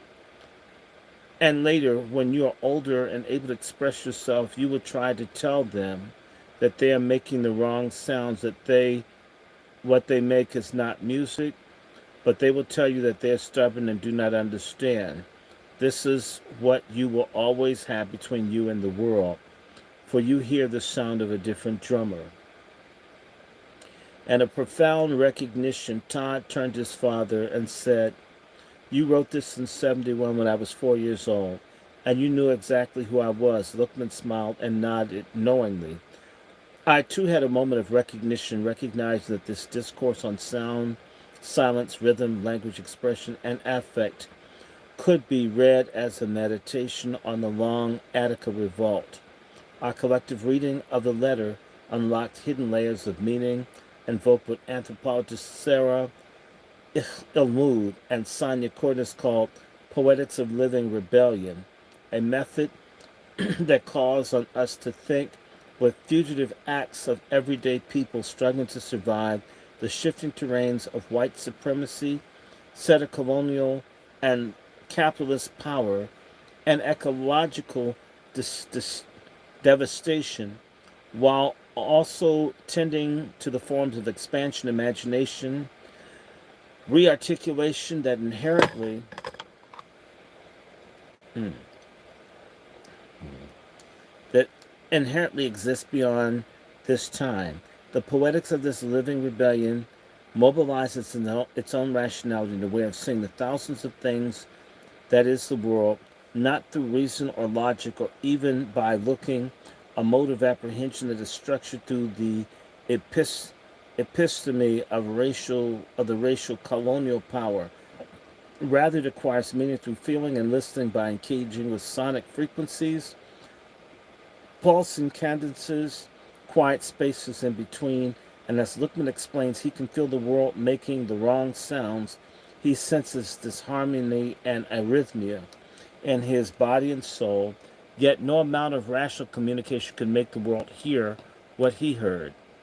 Her analysis of how black life is remade under conditions imposed non being, Catherine McKittrick highlights the importance of sound, waveforms, beats, rhythms, acoustics, non notational moods, frequencies that undergird black music, affirmed through cognitive schemas, modes of being human that refuse anti-blackness, not as they restructure our existing system of knowledge.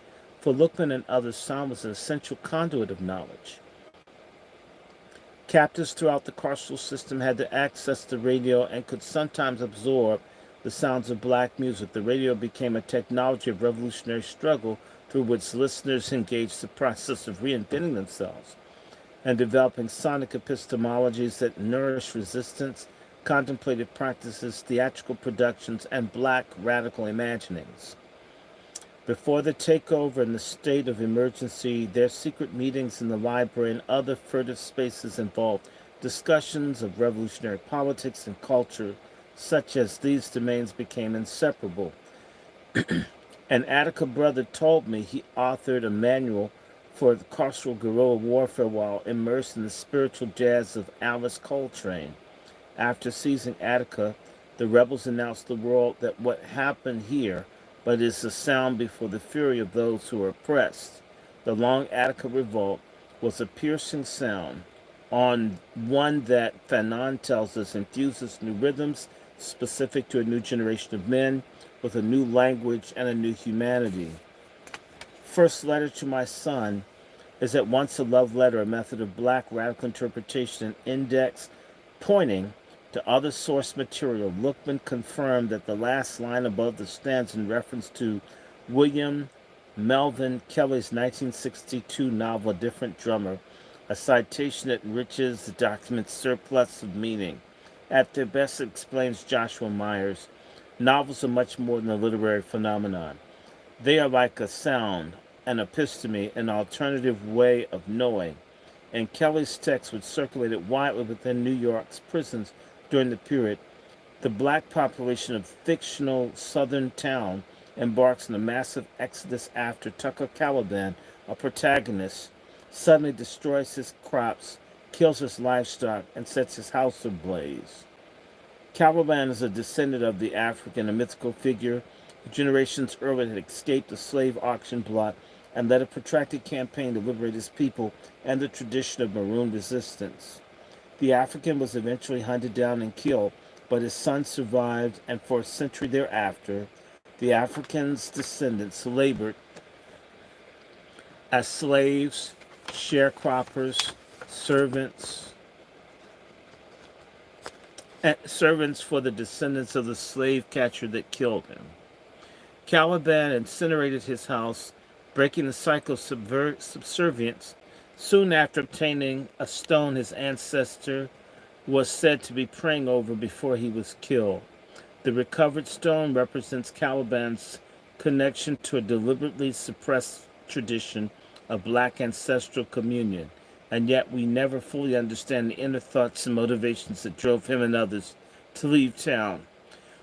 This is because Kelly narrates the novel entirely through the eyes of white townspeople who conspired to keep Caliban and others in their place. Much like this chapter, then A Different Drummer and The First Letter to My Son are critiques of Western episteme's incapacity to comprehend black rebellion.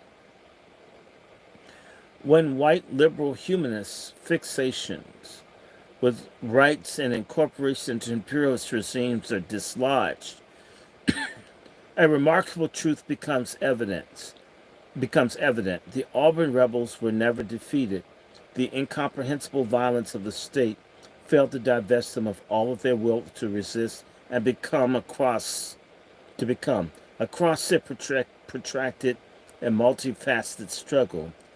They saw themselves as prisoners, prisoners only in a material sense. In their minds, they are already free. They aligned their actions with the beliefs and charted their own path on the cutting edge of carceral war. When we peel back the many layers of rage and suffering and revenge fantasy, when we listen for the rhythms and heartbeats of struggle and read the text of unwritten and unspoken demands, when we strive for intimacy, for inner logic of revolt, what we find is neither desire for incorporation into their world nor dominance over it. Instead, we find an attractive desire for a new regime of human and a new world where it can thrive. It was not until June 9th, 1971, when the last of the Auburn rebels was transferred to Attica. The prisocrats finally announced Auburn had been returned to normalcy. However, the rebellion continued to seethe just beneath the surface. As with their solution to black rebellion on the streets and in the city jails, the administration merely displaced the insurgency to other prisons, and Greenhaven, Lookman, and others became involved to establish an above-ground political formulation, which included a labor union, as I show in Chapter 5, an important intimate organization called Think Tank.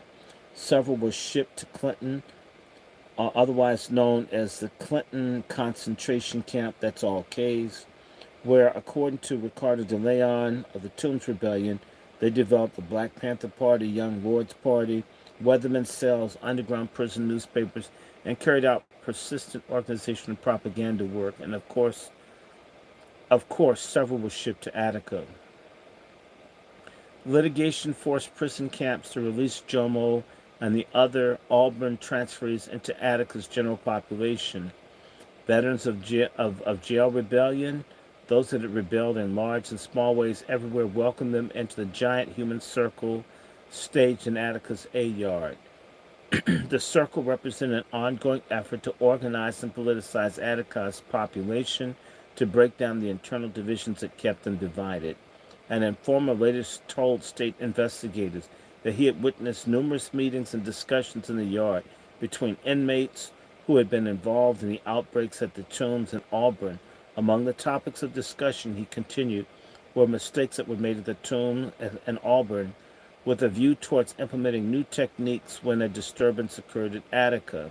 Authorities would later cite documents such as this to try to prove that Attica was a pre-planned conspiracy, an assertion that sanitizes the repression that made the rebellion inevitable. Then on August 21st, 1971, California prison crats assassinated George Jackson. The chain of events that led to him being shot with a high-powered rifle is shrouded in mystery and disinformation. Painting him as a bloodthirsty and demented, the official story is that after initiating a bloodbath and the deaths of 3 guards and 2 captives, Jackson made a mad dash for the prison's outer wall, which he planned to demolish using a vial of liquid he thought was nitroglycerin, but it was actually diluted sulfuric acid. A lesser-known counter-narrative is that Jackson sacrificed himself out of revolutionary love for those he cared about. According to people who survived the ordeal in San Quentin's ultra-punitive adjustment center, where the conflict took place, Jackson knew the guards were planning to snuff him out and fled the prison's interior to protect them from meeting the same fate. In other words and deeds, Jackson theorized a prison movement that was intimately linked to the global struggles against capital, white supremacy, and empire. His bold life and premature death made a profound influence on the captives struggling in New York and beyond. The immediate response to the Attica population was to organize a memorial of remembrance of their fallen comrade.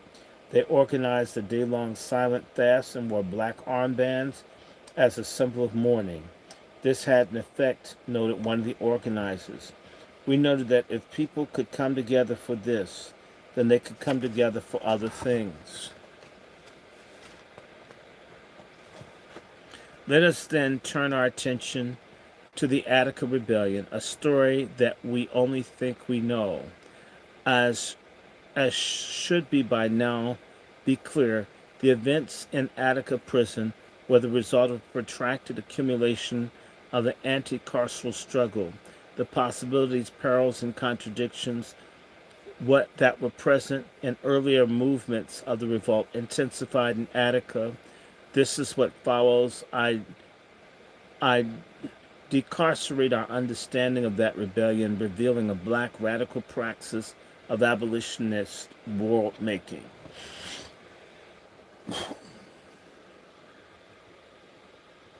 Let me see. Let me stop here. We can do more maybe later. Maybe I'll get up, I'll take another nap, but I'm at chapter 3. I may do another one of these. I think this is kind of cool. I can do Attica. This chapter, maybe I can do Attica. It's short. It's not that long. Maybe I'll do Attica. Attica is, okay. Y'all want me to do Attica? Talk to me. I got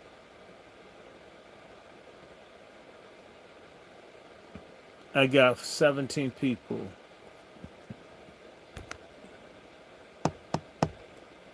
Y'all want me to stop? Because I don't mind. I can pick up Attica and we can do more of this. I'm going to do a little bit more. Y'all want me to do Attica. It's 12:25. I think I can do Attica. I think it's 79 pages. Oh, they got lots of pictures. So, okay, I'll try to do Attica. Okay. Let me take a little bit more of this. Because that, Attica. Then again,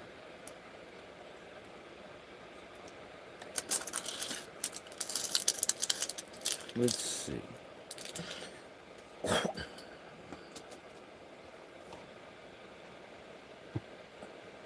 I'm thinking, should I do Attica? I am feeling sleepy. Let me stop here.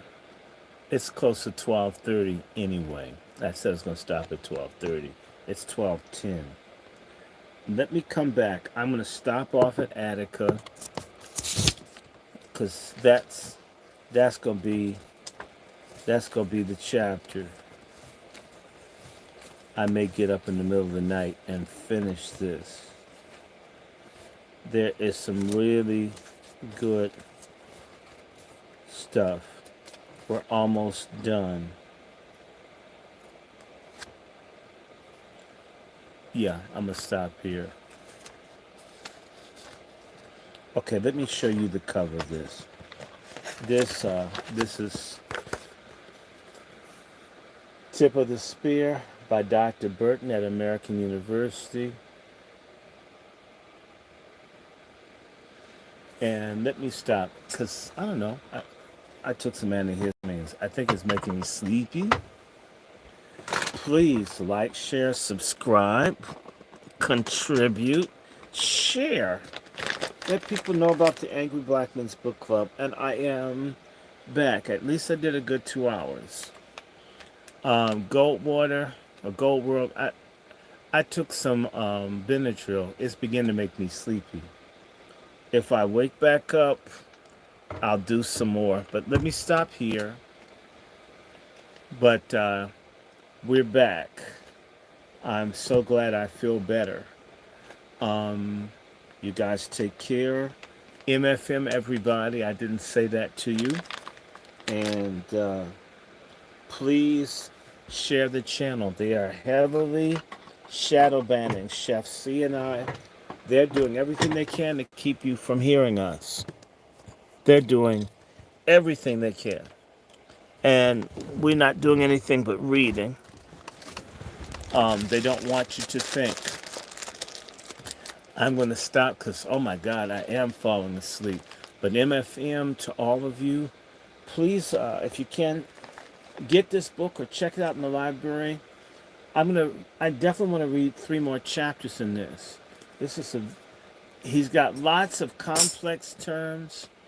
The other books are going to be easier, but we don't do stuff because it's easy. We do it because it's hard. So I'm going to wish you guys a good night. You know how to support us, share, like, subscribe. We're just about under 2,000. I think I need about 22 subscribers to be at 2,000.